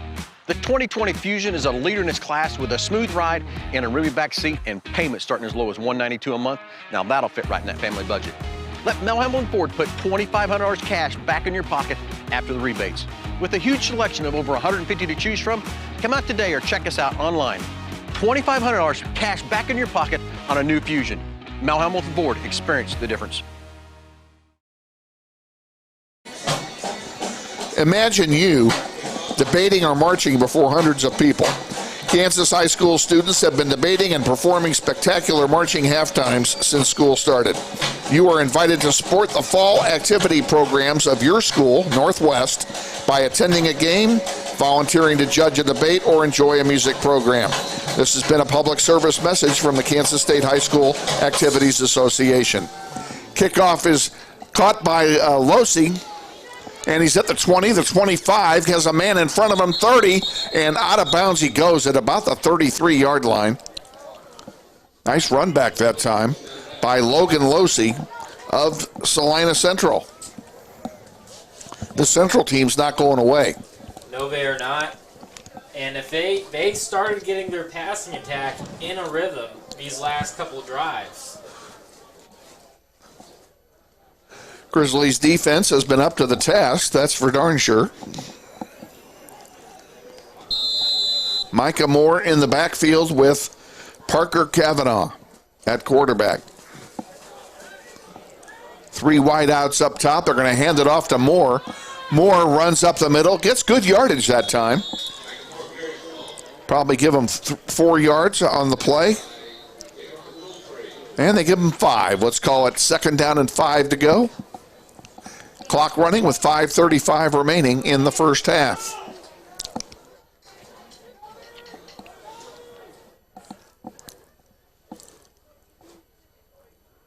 Kavanaugh and Moore looking to the sideline for a new play.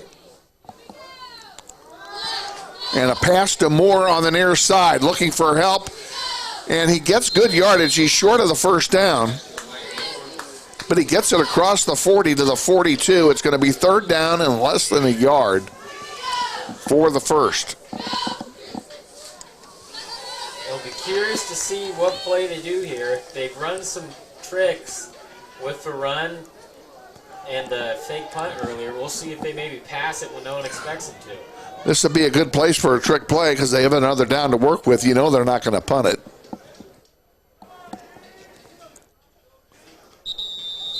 And we have a delay of, no, we don't have delay of game. What do we call here? A timeout? Timeout taken by Salina Central. We'll take one with them. We have 4:38 remaining, 35-6. This is Wichita Northwest Grizzlies football. Hi friends, I'm excited to tell you that Mel Hamilton Ford has extended the Labor Day sale through the whole month of September. The 2020 Fusion is a leader in its class with a smooth ride and a roomy back seat and payments starting as low as $192 a month. Now that'll fit right in that family budget. Let Mel Hamilton Ford put $2,500 cash back in your pocket after the rebates. With a huge selection of over 150 to choose from, come out today or check us out online. $2,500 cash back in your pocket on a new Fusion. Mel Hamilton Ford, experience the difference.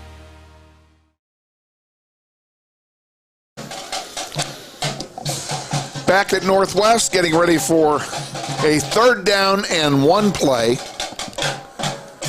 from the Salina Central Mustangs. 4:38 remaining in the first half. Grizzlies lead by 29.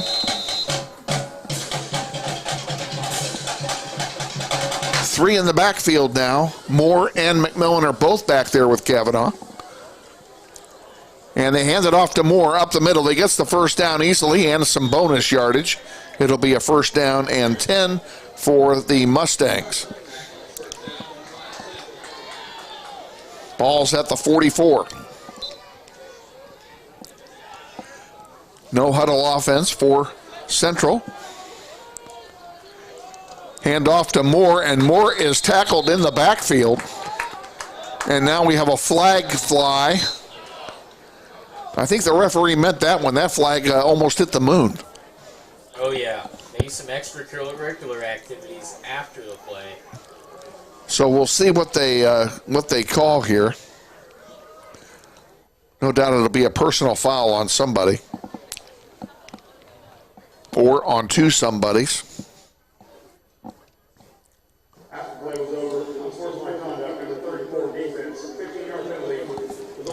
That's Carter, guilty of the unsportsmanlike, Nathan Carter, of the Grizzlies. That gives them a 15-yard gain and it makes it also an automatic first down. So now they move the ball all the way down to the Grizzly 44. Unfortunate play for the Grizzlies, keeping this drive alive. Not a smart play. No. Unsportsmanlike is never a smart play.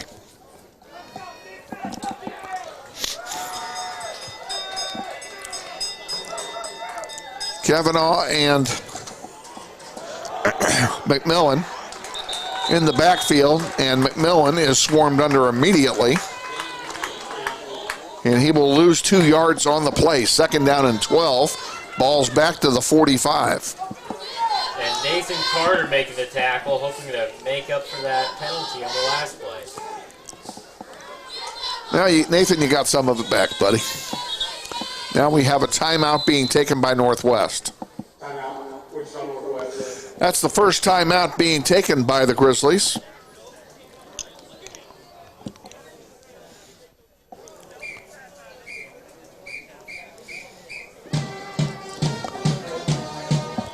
We'll be back. This is a Wichita Northwest Grizzlies football.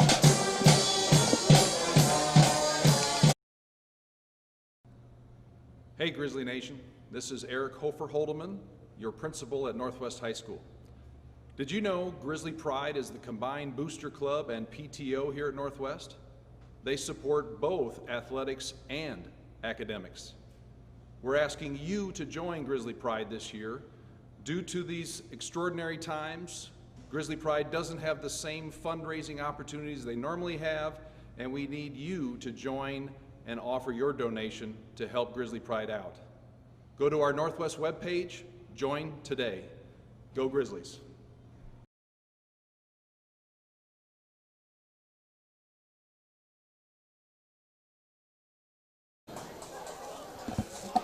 coming out of the timeout. It's 2nd down and 12 for Salina Central. Kavanaugh back to pass. It's completed on the near side to Dakota Hogan. Nice gain on the play. It'll be short of the first down. It'll be 3rd down and 5. Good job by Kavanaugh to pick up some of it anyway. High snap. Kavanaugh will keep it himself, and he is going nowhere. He is swarmed under that time. Grizzlies are saying they have the ball. And they do. A fumble on the play by Kavanaugh, and it's Grizzly football. I did not see the fumble. I did not either. Too many bodies in there, but a great job by the Grizzlies defense. Well, the snap was high. Absolutely. Because Kavanaugh had to go over everybody's head to get it while he was running forward. Here's Jeremiah Moore with a big run up the middle. 1st down and more for Jeremiah Moore. No pun intended. 1st down and 10 to go. The ball at the 46.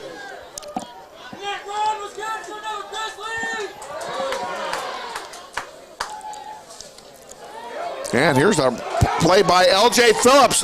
Lots of real estate. Down to the 15-yard line goes L.J. Phillips, a 31-yard gain. And the Grizzlies showing why they're so dangerous in the run game. They have several options.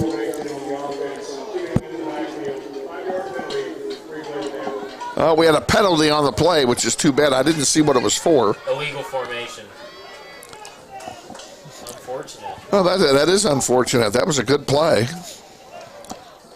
I thought the formation was fine. There were 11 guys, and they were within the stripes. Absolutely. So that moves the ball back to the 41-yard line. It'll be 1st and 15 for the Grizzlies after the penalty. Moore hands it off. On the near side, boom. Not a lot there, 3-4 yards maybe. It'll be 2nd down and 11.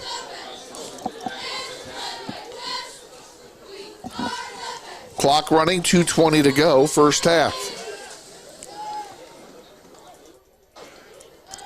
Back to pass is Moore. Caught in the middle by Mason Ross. Ross goes forward and he gets most of it back. It's going to be a 3rd down, but about 2 yards for the first down. Showing signs of his old days of being a tight end. Handoff this time, and a big hole up the middle for Phillips again. He gets it down to the 35, and it is good enough for a first down.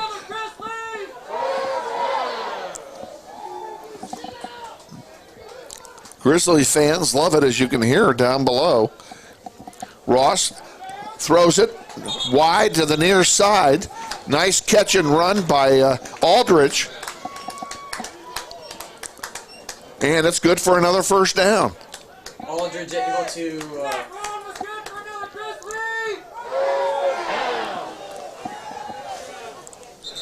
Oh, there's another encroachment. I'm telling you, that's the snap count. Yep. Doing that. Mason Ross is doing that on the snap count, and they got him again. And I know that the Mustangs are going to hear about that in the locker room at halftime. And I say the Grizzlies keep doing it. They've jumped every time so far. Do it until they stop. First down and 5. Back to throw. Ross to end zone. Touchdown.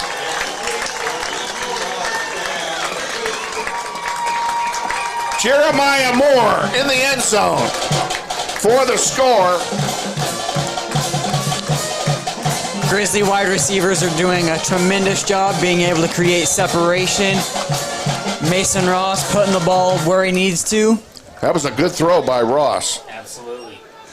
Carson Arndt to try the extra point. Aldrich will hold. Carter's snap is high, but they get the ball down. The kick is through, and it is good. And the run game, opening it up for the passing game. 1:33 to go till halftime. Grizzlies extend the lead. It was good, wasn't it? The kick good? I believe it was, yes. Okay.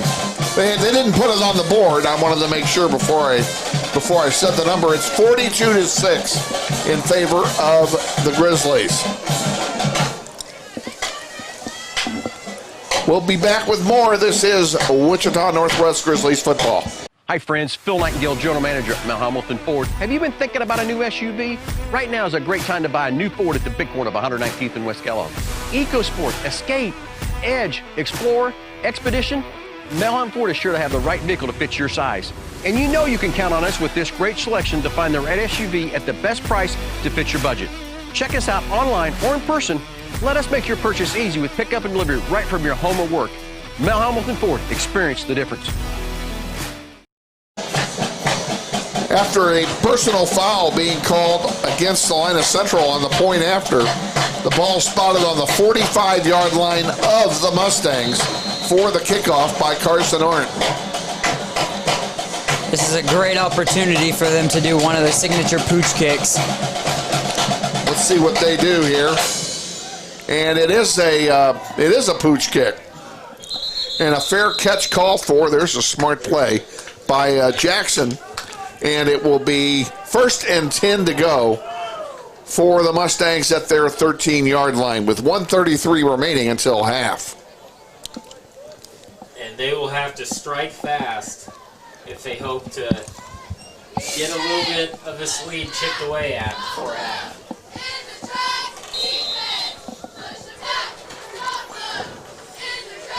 Stay with us at halftime. The Northwest dance team will perform.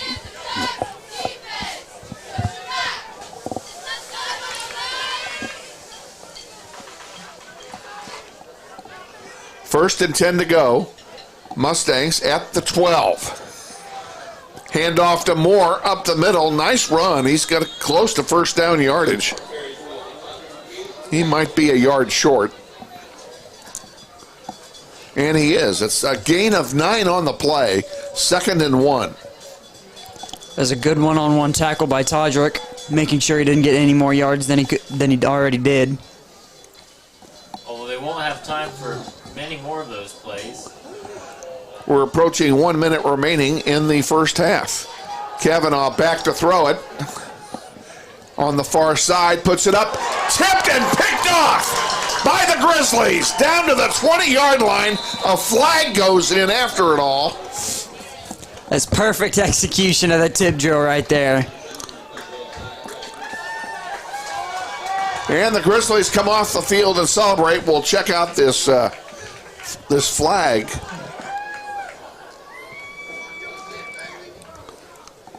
Was that Way 2 that got it? No, I believe that was 28 Josiah Hill. Hill got it.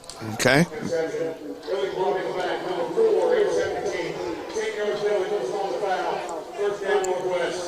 Grizzlies are charged with a illegal block in the back on the run back after the interception by Josiah Hill. So it moves the ball back. It's 1st and 10 from the 20. 49 seconds to go till halftime. Plenty of time for the Grizzlies to do something. Ross throws it away. He's lucky he got it back to the line of scrimmage. Absolutely. He was mercilessly harassed. Tried to set up a screenplay right there. All of the D linemen just saw the opportunity. Nick Clayton gets credit for the pressure for the Mustangs. Great blitz call.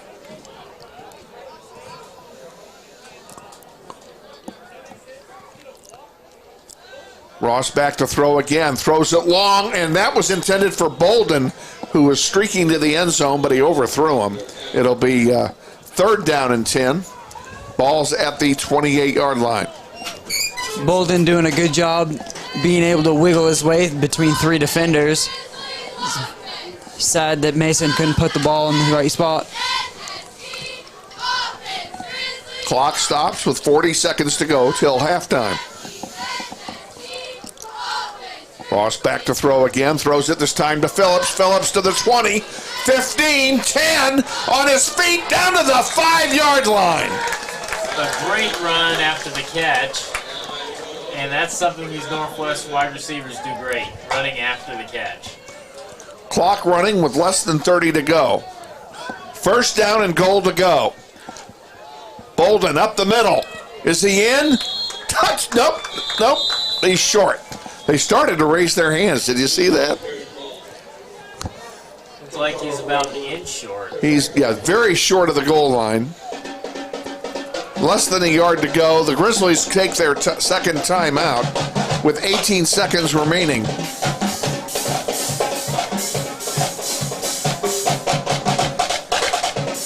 Trying to extend their lead, which is already 36 points.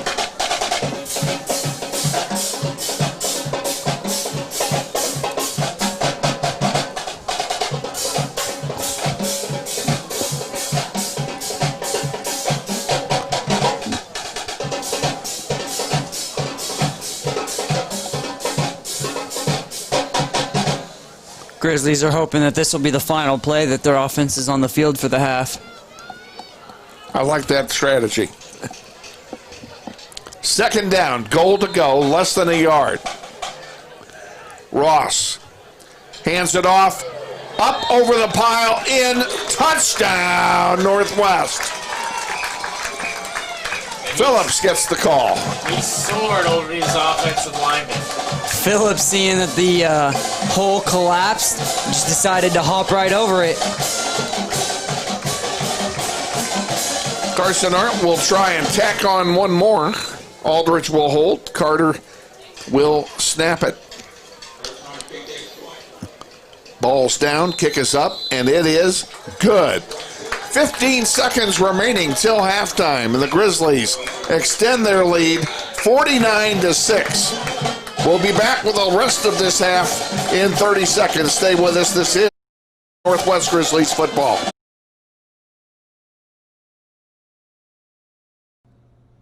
Hey, Grizzly Nation. This is Eric Hofer-Holdeman, your principal at Northwest High School. Did you know Grizzly Pride is the combined booster club and PTO here at Northwest?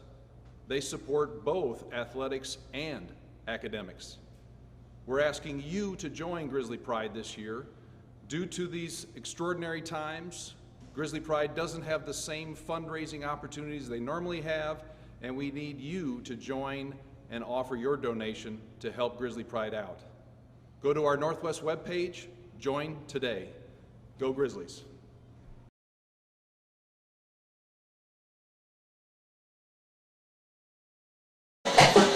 Losey back deep to receive the kickoff from Carson Arndt.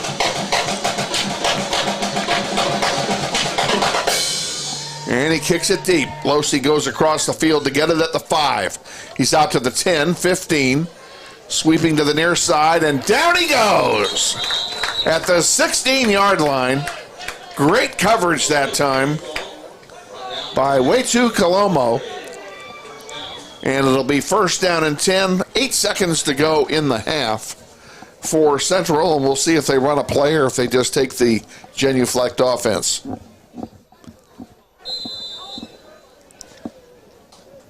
I guess they really have nothing to lose by running a play. Unless they're concerned about another interception from Northwest. Well put. Hand off to Moore, up the middle. And 1, 2, 3 yellow jerseys bring them down, and that's the end of the half. At halftime, the score, Wichita Northwest 49 and Salina Central 6. We'll be back with the halftime extravaganza after this. This is Wichita Northwest Grizzlies football. Hi friends, Phil Nightingale, General Manager at Mount Hamilton Ford. Have you been thinking about a new SUV? Right now is a great time to buy a new Ford at the big corner of 119th and West Kellogg. EcoSport, Escape, Edge, Explorer, Expedition. Mount Hamilton Ford is sure to have the right vehicle to fit your size. And you know you can count on us with this great selection to find the right SUV at the best price to fit your budget. Check us out online or in person. Let us make your purchase easy with pickup and delivery right from your home or work. Mount Hamilton Ford, experience the difference.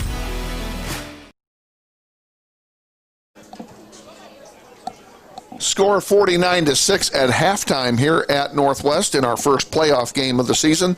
We're going to send it out to the field for the Wichita Northwest dance team. Bears to the field. Tonight's performance was choreographed by Alexis Williams and Molly Flood. Ladies and gentlemen, enjoy the show.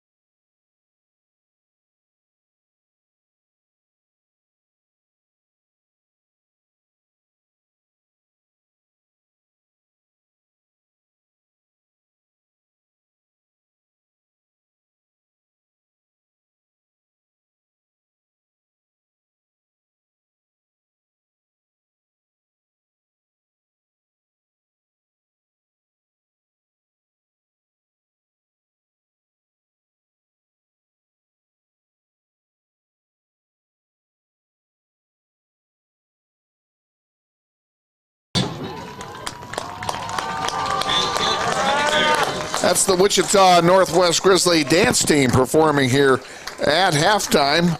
Welcome to our halftime extravaganza. 49-6, the Grizzlies lead at half.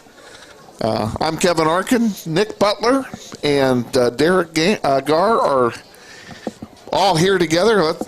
We had a lot happen in the first half. We had a little bit of everything in this game so far. Except no safeties. No safeties yet. No, not yet. But that would help. Try that again. Except no safeties. There we go. Yeah, I was about to say that the night is young. We have time. But it has been, in all seriousness, a total domination on defense, again, by the Grizzlies. And, looking back, we did give up a touchdown in the first half. You look back at what we've done this year, that's only the second touchdown. That's the first touchdown. Let me start over. What I'm trying to say is that's the first touchdown that the first team offense or defense. I'm just messing this up. That is the first touchdown that the first team defense has allowed this year. Absolutely, that is absolutely incredible. And this is it's only the fifth score we've allowed this year. Absolutely, this is one of the best defenses Northwest has had in recent memory. Yeah. So, and it was a good drive by the Mustangs. But other than that one drive, it's been all Northwest all night. It's not for lack of trying. They've tried to throw the ball down deep several times, but the Grizzly defensive backs have been all over it this game. Talk into that mic. Just hold it up like a boom mic. And the Grizzlies have been all... We're going to do something different with you.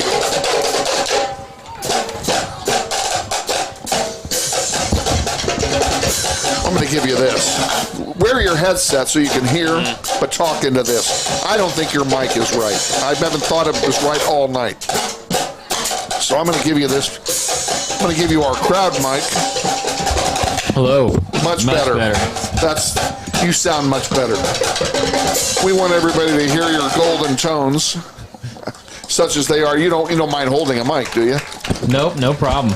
Okay, don't you think he sounds better now? Oh yeah, way better. Yeah. So let's look. Let's take a little bit here of time at half, and hang on one second here.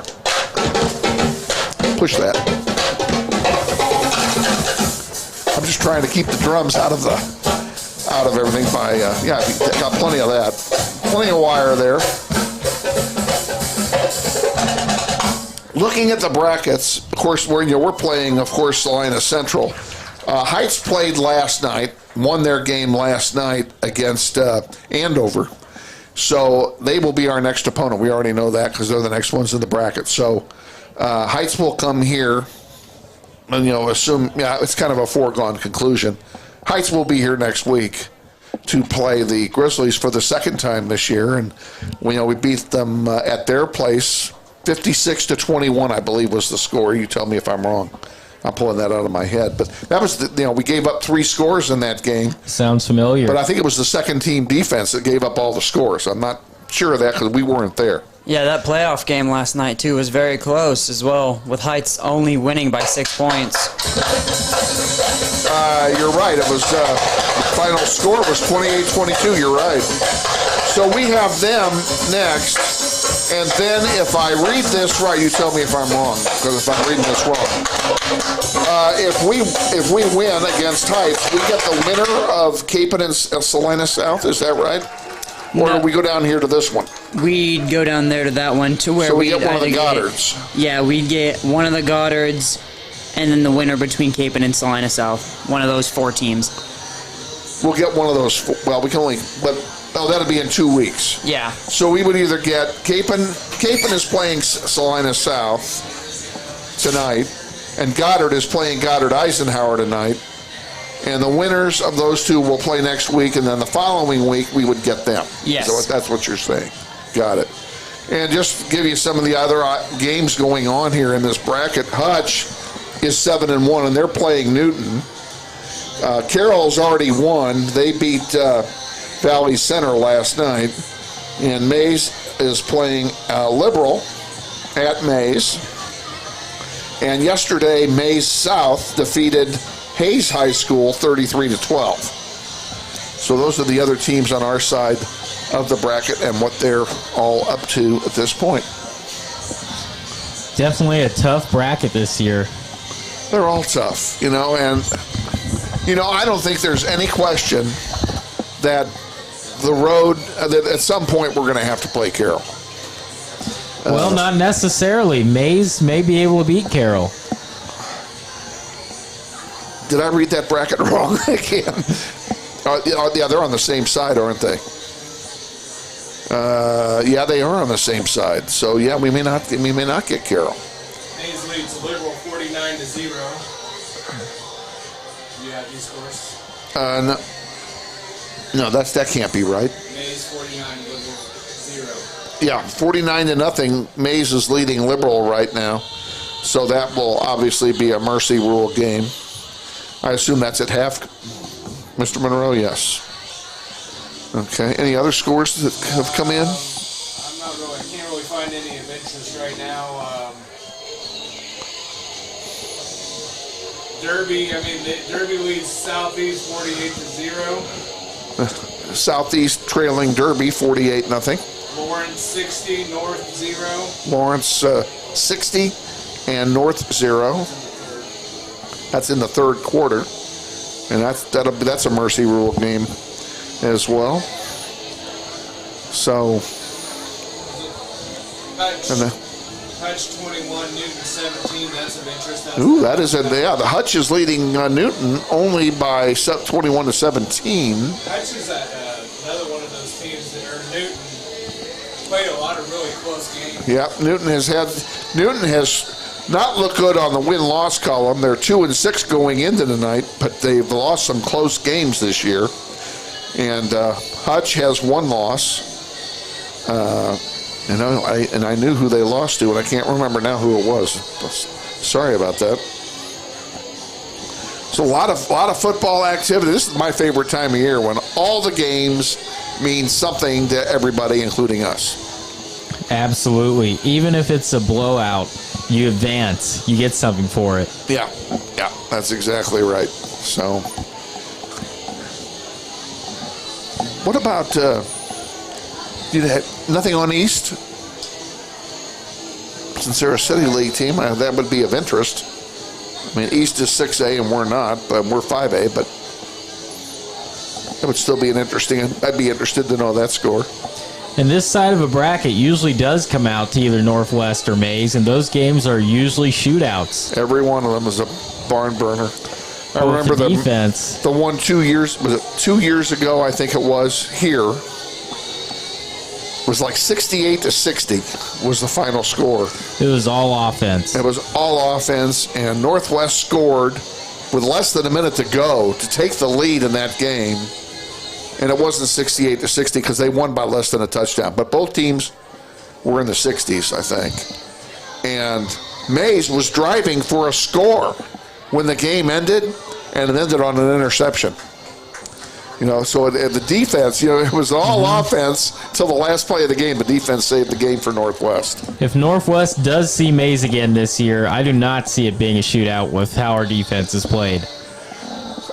Probably not. I don't think it'll be the kind of shootout that it was. East High is leading campus 20-6 at the half. West is losing to Washburn Rural 14-6 in the third quarter. South trails Gardner Edgerton 23-7 at half. And Derby, we already know, leads Southeast 48-0. Did I get them all? Those are all in Class 6A.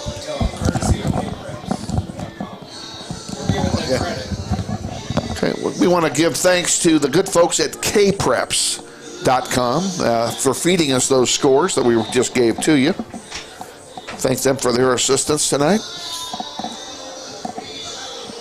And I also wanted to take time tonight, and I'm going to do it right now. I want to thank all of our sponsors. We have had so many good sponsors with us this year. Not only Mel Hamilton Ford, of course, that you've heard from a lot tonight, but Mel Hamilton Ford is such a big supporter, and we're so thankful to Lisa Hamilton for her support of football on the World Wide Web. We also want to thank Louise Lopez and Emerson Biggins and Hurricane Sports Grill for their support. Floodman Family Law for their support of the Grizzlies. And help me, Shane, who am I leaving out? I'm leaving somebody out. I don't know. Go check out Klausmeyer Farms tomorrow, though. Be good weather to do it. Yep, yeah, great day to go to Klausmeyer Farms tomorrow. The weather tomorrow is supposed to be a high of 65 or 68 tomorrow. It's supposed to cool off on Sunday. So go tomorrow. Tomorrow is the day to do it. Tell them NWHSGRIZZ sent you. And yeah, don't forget NWHSGRIZZ.com. If you have not signed up as a subscriber, please do so. You can do that by hitting the subscribe button right now. It costs you nothing to do it. Our initial goal was 1,000 subscribers. That was our first plateau to reach, and we have reached it, and we wanted to keep it on going. We want to keep that going and keep that subscriber list growing because it will benefit the school in the long run. So please take a moment and subscribe to NWHSGRIZZ.com. You'll be hearing a lot from NWHSGRIZZ because basketball season's coming, and, knock on wood, assuming we get to play basketball this year, we're gonna have some basketball games to do. So NWHSGRIZZ is where to go to get them. And of course, we got girls soccer in the spring, and there's everything. It's just a lot of stuff. It's going to be nonstop. So the Mustangs are headed back onto the field, and while they are, we'll take another time out here for a message of interest. Stay with us. This is Wichita Northwest Grizzlies football. Hi friends, Bill Nightingale, General Manager of Mel Hamilton Ford. Are you looking for a used car, truck, or SUV? With the largest selection in the state, you're sure to find the vehicle you're searching for at Mel Hamilton Ford. At the Big Corner, customers are number one, so every used vehicle is checked out in our shop by a certified technician before it goes out on the lot for sale. Shop Mel Hamilton Ford first, a dealer you can trust. Visit us out on West Kellogg today or shop us online at mhford.com. Mel Hamilton Ford, experience the difference.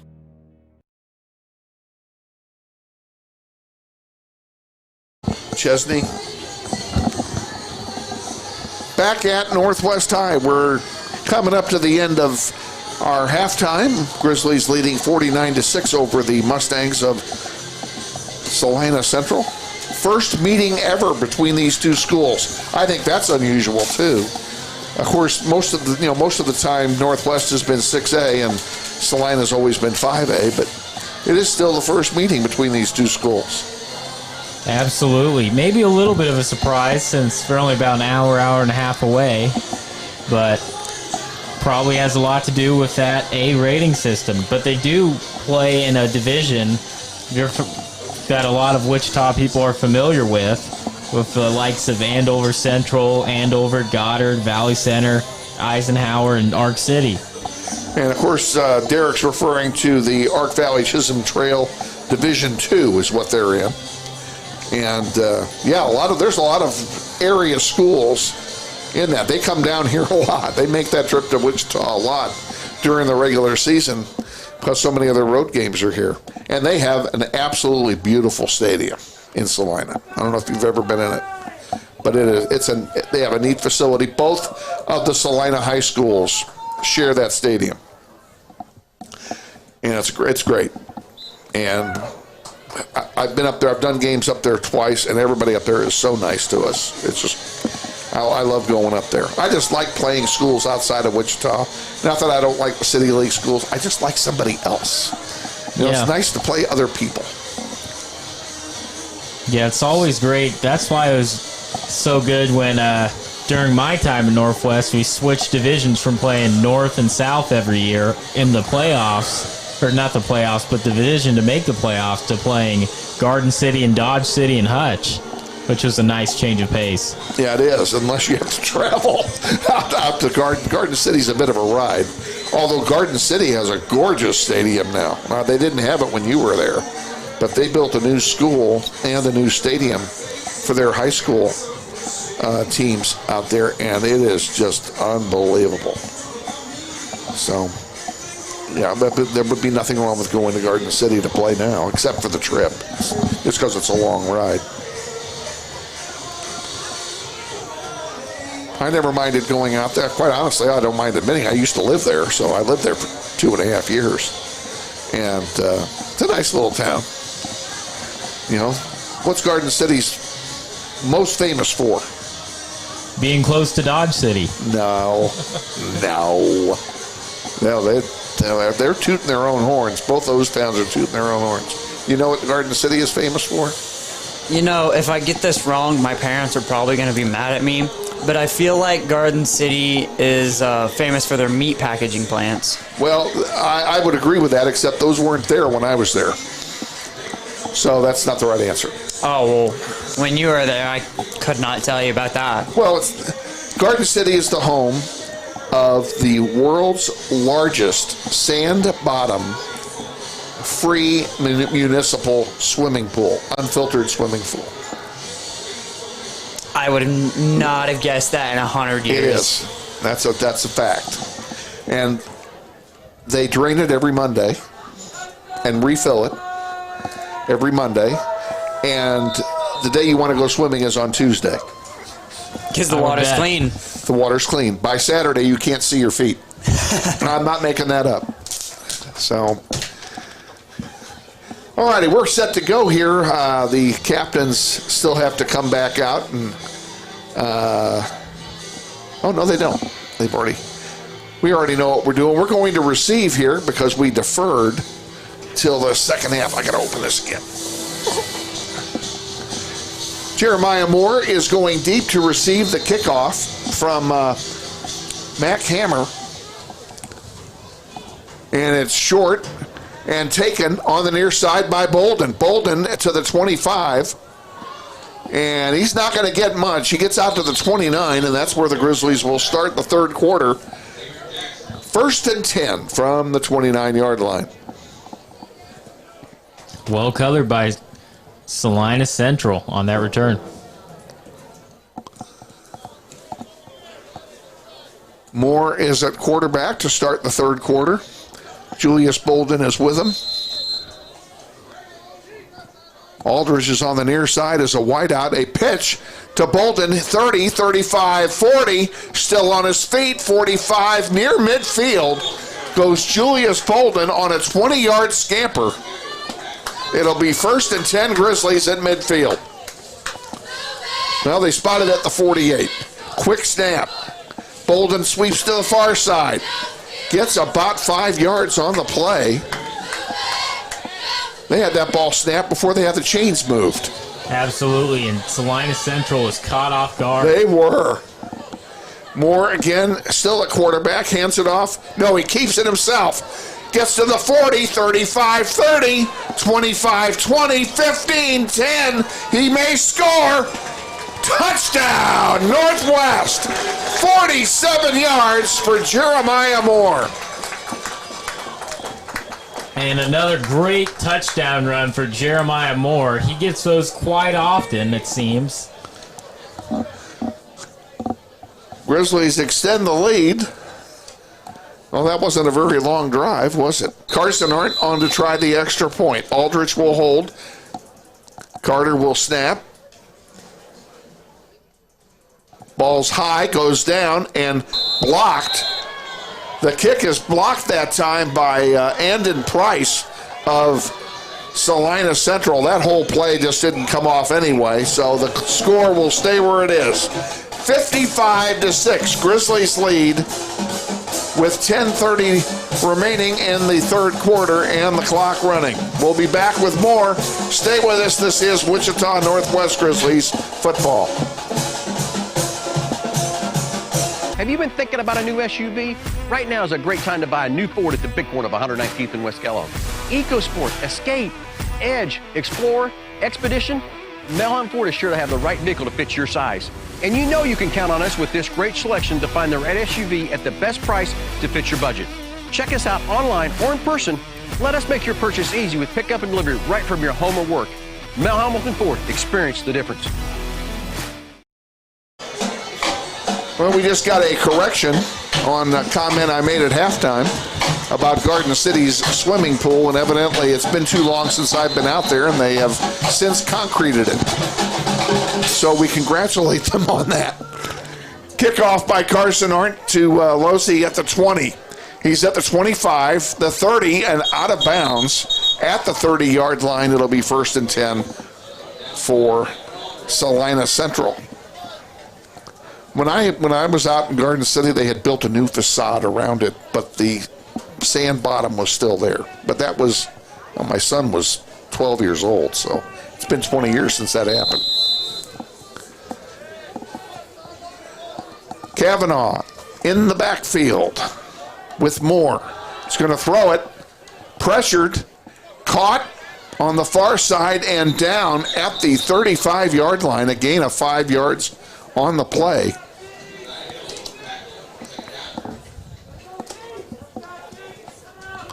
I believe that was the first screenplay that has went for more than 1 yard for the Mustangs this game. 2nd down and 5 from the 35.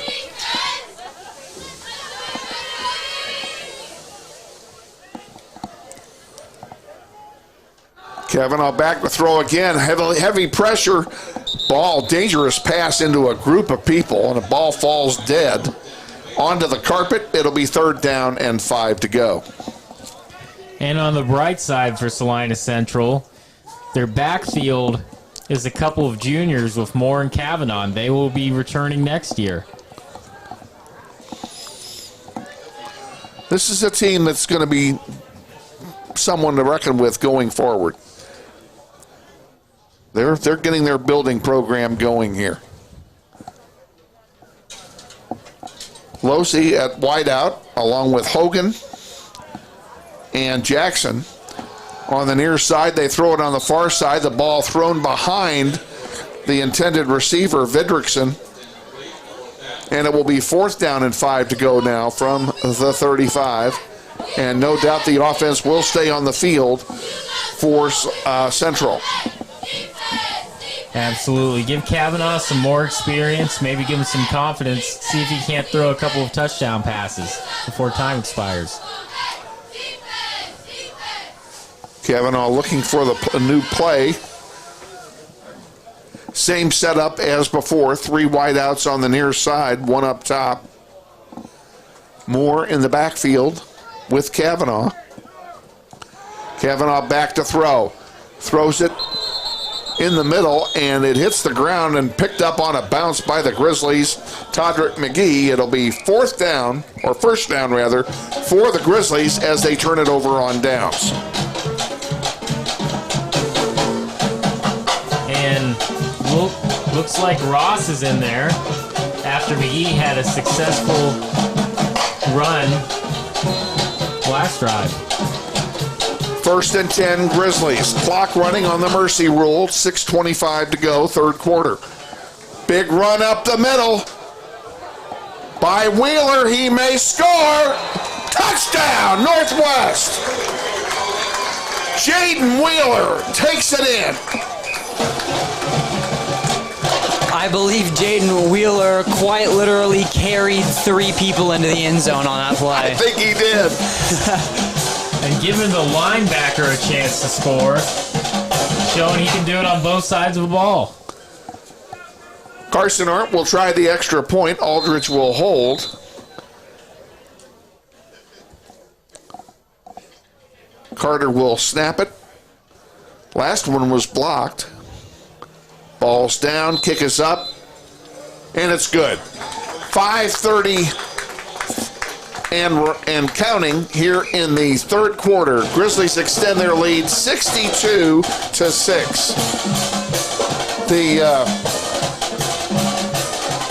The drive, a number of these drives tonight have been very, very short as far as number of plays is concerned.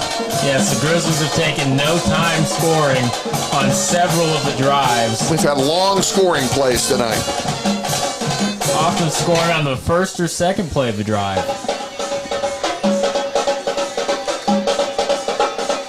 Carson Arndt will set it up on the far hash mark at the 40. Losi back to receive for Salina Central. And, you know, that young man's had some good runbacks tonight. He has. He almost broke it loose and made it all the way to the 40-yard line earlier in the night. Here comes the kickoff from Carson Arndt. It's short in the air, bounces once, and there's a loose ball, and Losi falls on it at the 20. Well, the pooch play almost worked again, Nick. Almost. Haven't quite been able to get it this game. 1st and 10 for Salina Central. Ball's at the 20-yard line. After the play was over, it was sportsmanlike conduct, number 14, Salina Central, 15-yard penalty, first down. Some frustration on the Mustangs. I didn't see that, but they're calling it unsportsmanlike on the, and there is the flag. I didn't see the flag down there. It was called on Dakota Hogan of the Mustangs. It's actually going to be a half the distance penalty, not a 15-yarder. Now there's another one in the air.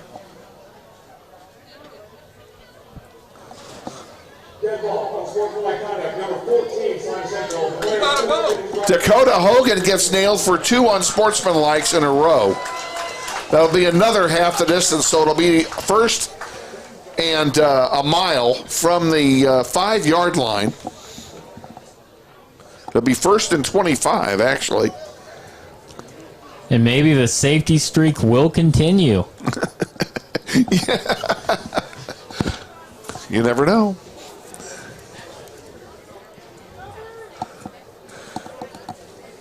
And I would like to think that number 14 wouldn't be out there.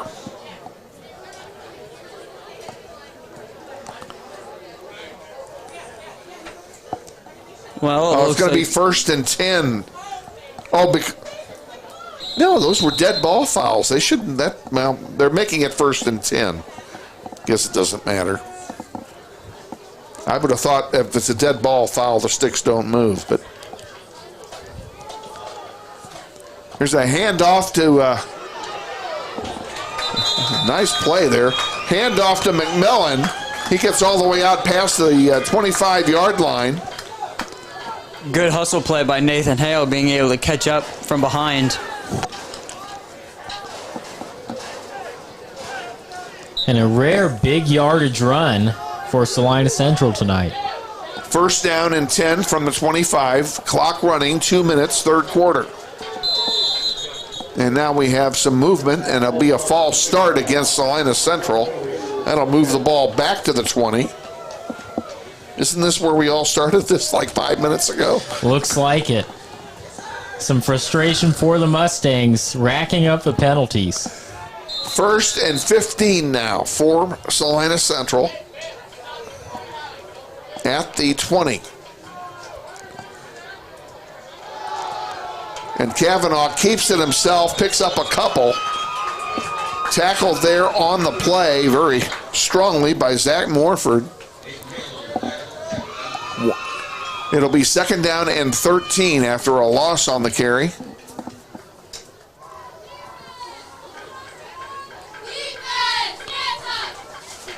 High snap, handoff up the middle to McMillan. He gets it out past the 25.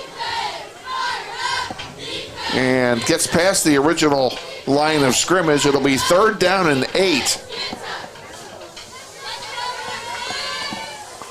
Inside a minute to go, 3rd quarter, clock running. Parker Kavanaugh, along with Kenyon McMillan in the backfield. 3 wideouts up top on the far side. And he's going to throw to one of them. He's throwing a deep ball, and it is out of bounds. Well covered over there by the Grizzlies, but the ball was overthrown. It'll be 4th down and 8 to go, and that will probably be the last play of the 3rd quarter as we're counting it down inside 10. And it looks like Kavanaugh was a little late on the throw. There was a brief moment where he was open, but the wide receiver had to turn around and wait for the ball to come to him. And it was another 5 seconds till that ball got there. Too late. That's the end of the third quarter. We'll be back with the fourth quarter after this quick timeout. Stay with us. This is Wichita Northwest Grizzlies football. Where is that?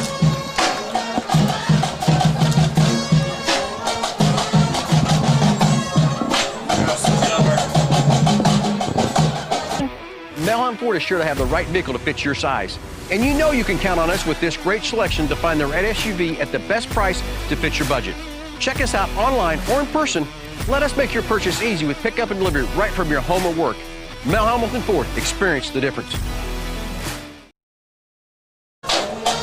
Have you ever wondered who works behind the scenes by providing much needed equipment or supplies for your club or team? Booster clubs such as Grizzly Pride keep sports and school activity programs running by fundraising at local sporting events.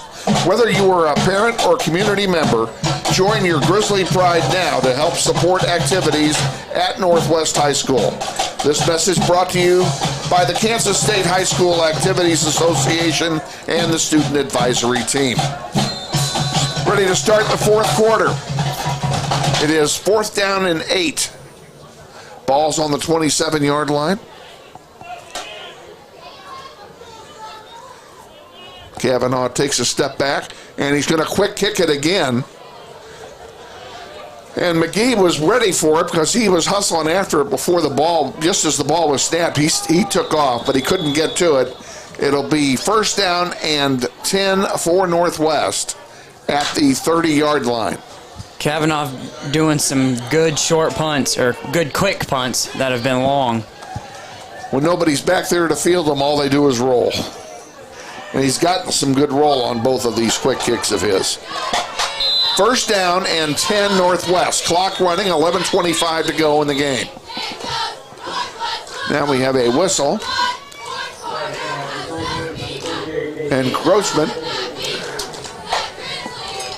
And it will be a 5-yard mark-off. It'll be 1st down and 5 to go now. The ball at the 34. Looks like quarterback for this drive will be number 14, Corbin Verduzco.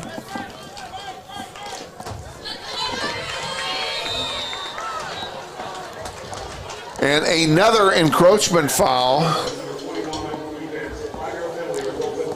And that results in a 1st down, so it'll be 1st and 10 now, and the ball will be out at the 39. Yeah, we're getting yardage the easy way. We're not doing anything. You have to watch the ball if you're Salina. Exactly. Full house backfield for the Grizzlies. Verduzco hands it off. Big run up the middle to the 45-yard line by Jerry Johnson.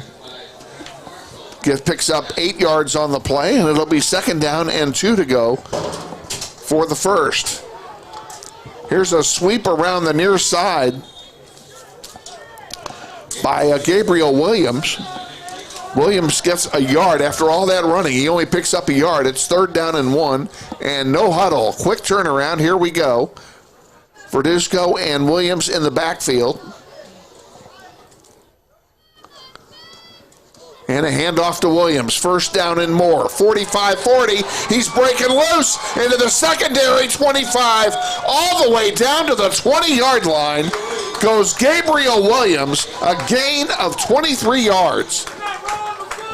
And the Northwest second team picking right up where they left off so far.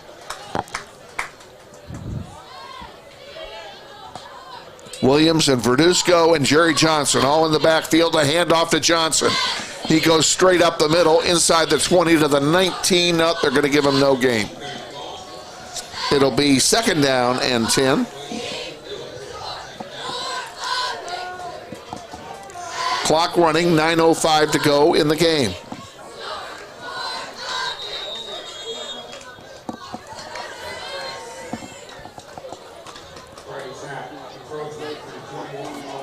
Another 5-yard encroachment foul on Salina Central. Will make it 2nd down and 4 now for the Grizzlies, and they're in the red zone again. Verduzco checking for a play. High snap, he hands it off, sweep to the near side by Johnson, 5-yard line, inside the 5 to the 4. It'll be first down and goal to go.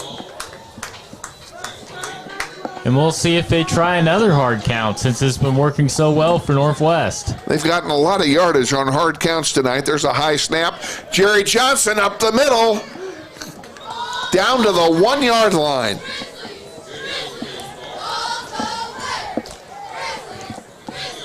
And I'm going to take it back. That was Gabriel Williams on that last carry.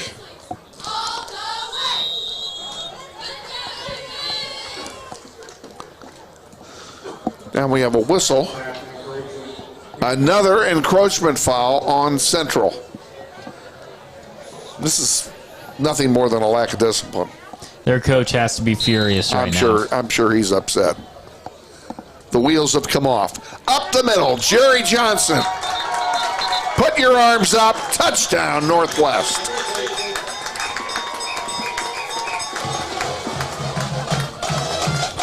But one thing you don't want to do in a bad loss is form bad habits at the end of the game.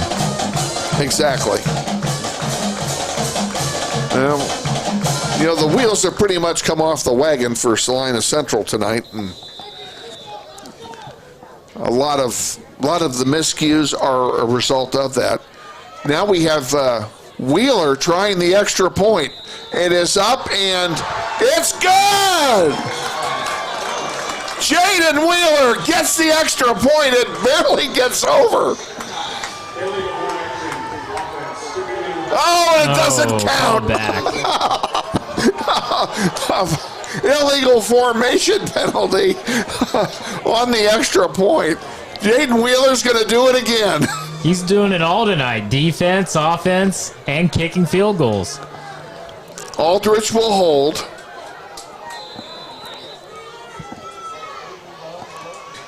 Ball's now at the 15. Kick is up, and it is no good. Well, that's too bad. He had it, and they took it away from him on a penalty. 6:08 remaining in the contest. Grizzlies 68 and Salina Central 6.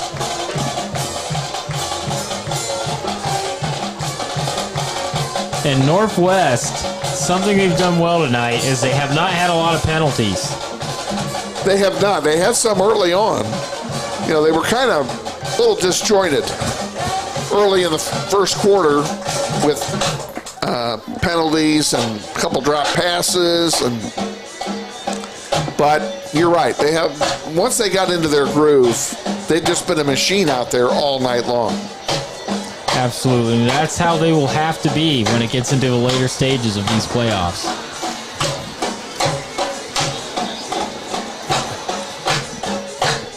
Every game will get harder than the one before it.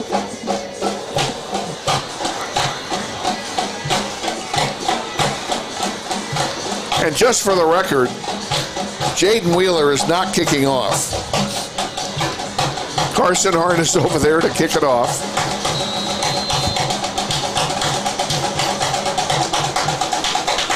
And he pooch kicks it short. Caught at the 22. And out to the 25. Pretty short run back is Hayden Vendrickson. And it will be 1st and 10 for the Mustangs. We'll see what they try here.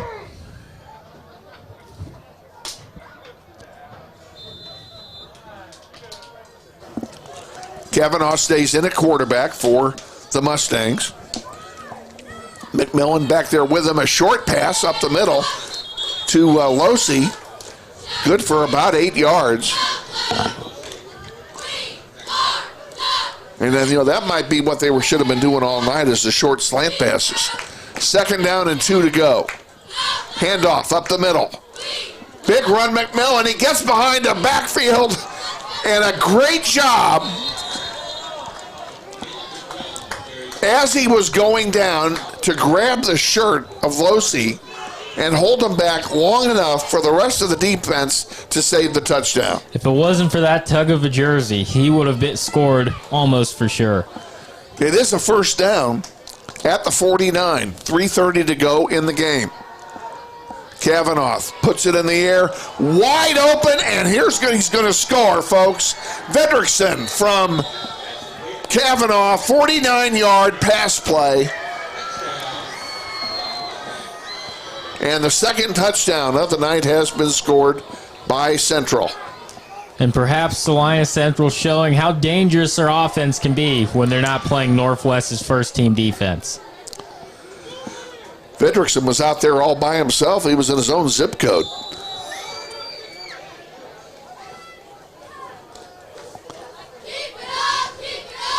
And they're going to go for two. McMillan in the backfield with Kavanaugh. Handoff. No, a fake. And the pass by Kavanaugh intended for Jackson is overthrown. He threw it too high. The conversion is no good. The score with 2:30 to go in the contest, Northwest 68 and Salina Central 12. We'll be back. This is Wichita Northwest Grizzlies football.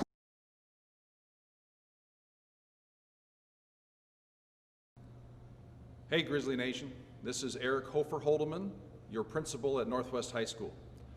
Did you know Grizzly Pride is the combined booster club and PTO here at Northwest? They support both athletics and academics. We're asking you to join Grizzly Pride this year.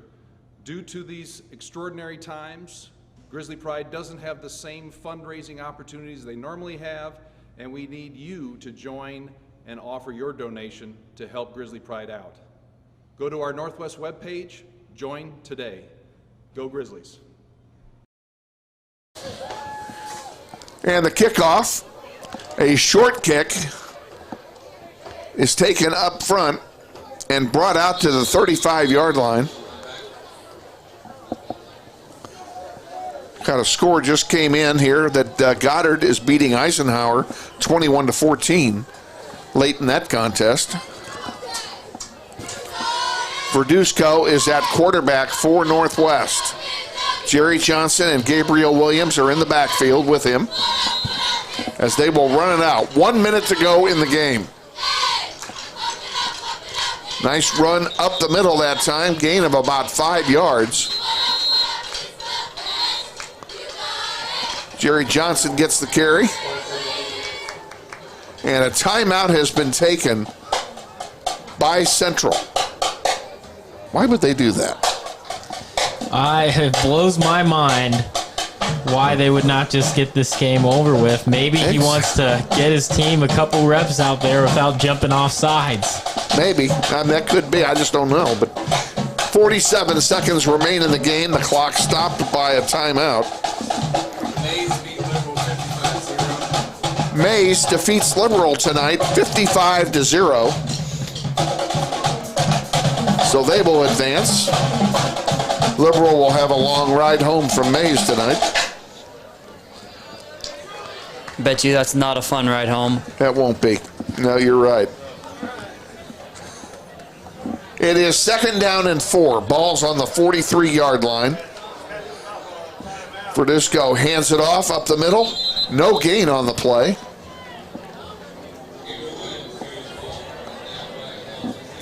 And they do not stop the clock this time. Clock running with 30 seconds to go. 3rd down and 3.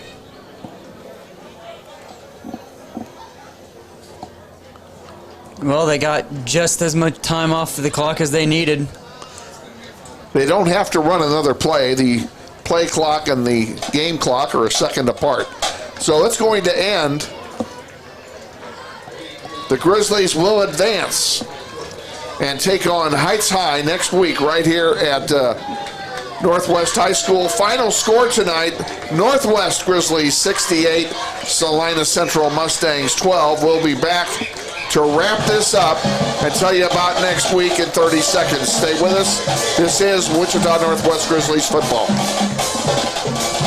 Nightingale, General Manager of Mel Hamilton Ford. Are you looking for a used car, truck, or SUV? With the largest selection in the state, you're sure to find the vehicle you're searching for at Mel Hamilton Ford. At the Big Corner, customers are number one, so every used vehicle is checked out in our shop by a certified technician before it goes out on the lot for sale. Shop Mel Hamilton Ford first, a dealer you can trust. Visit us out on West Kellogg today or shop us online at mhford.com. Mel Hamilton Ford, experience the difference. With Nick Butler and Derek Garr, Kevin Orkin with you back at Northwest High School. We want to give a shout out to our executive producer, Shane Monroe, tonight, and his students who are upstairs giving you all the pictures tonight. Hayden Monroe's up there along with Frank Reyes, and they did a great job with camera tonight, and we appreciate all their help as well. Any final thoughts before we look ahead to next week? Just that was one of the more entertaining blowouts I've seen. Despite the lack of a close score, it was still exciting out there. It was exciting, and that game had a lot to offer. I thought that my hat's off to Salina Central. They pulled out all the stops. They tried a lot of trick plays. They had a fake bunt. They did 2 quick kicks. They tried all kinds of different things to keep Northwest off balance, and to some extent it worked. So, and it helps Northwest get prepared for next week. But basically, it was too much Grizzlies tonight as far as the game was concerned. The Central was overmatched tonight. Absolutely. Yeah, Grizzlies held the tempo both on offense and surprisingly on defense.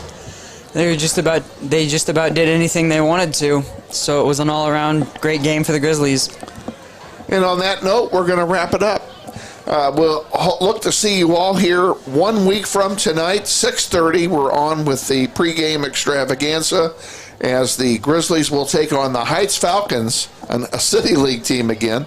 They take on the Heights Falcons right here in the second round of the 2020 playoffs. For our executive producer, Shane Monroe, for Derek, and for Nick, I'm Kevin Orkin saying good night from Northwest High, where once again the Grizzlies win 68-12.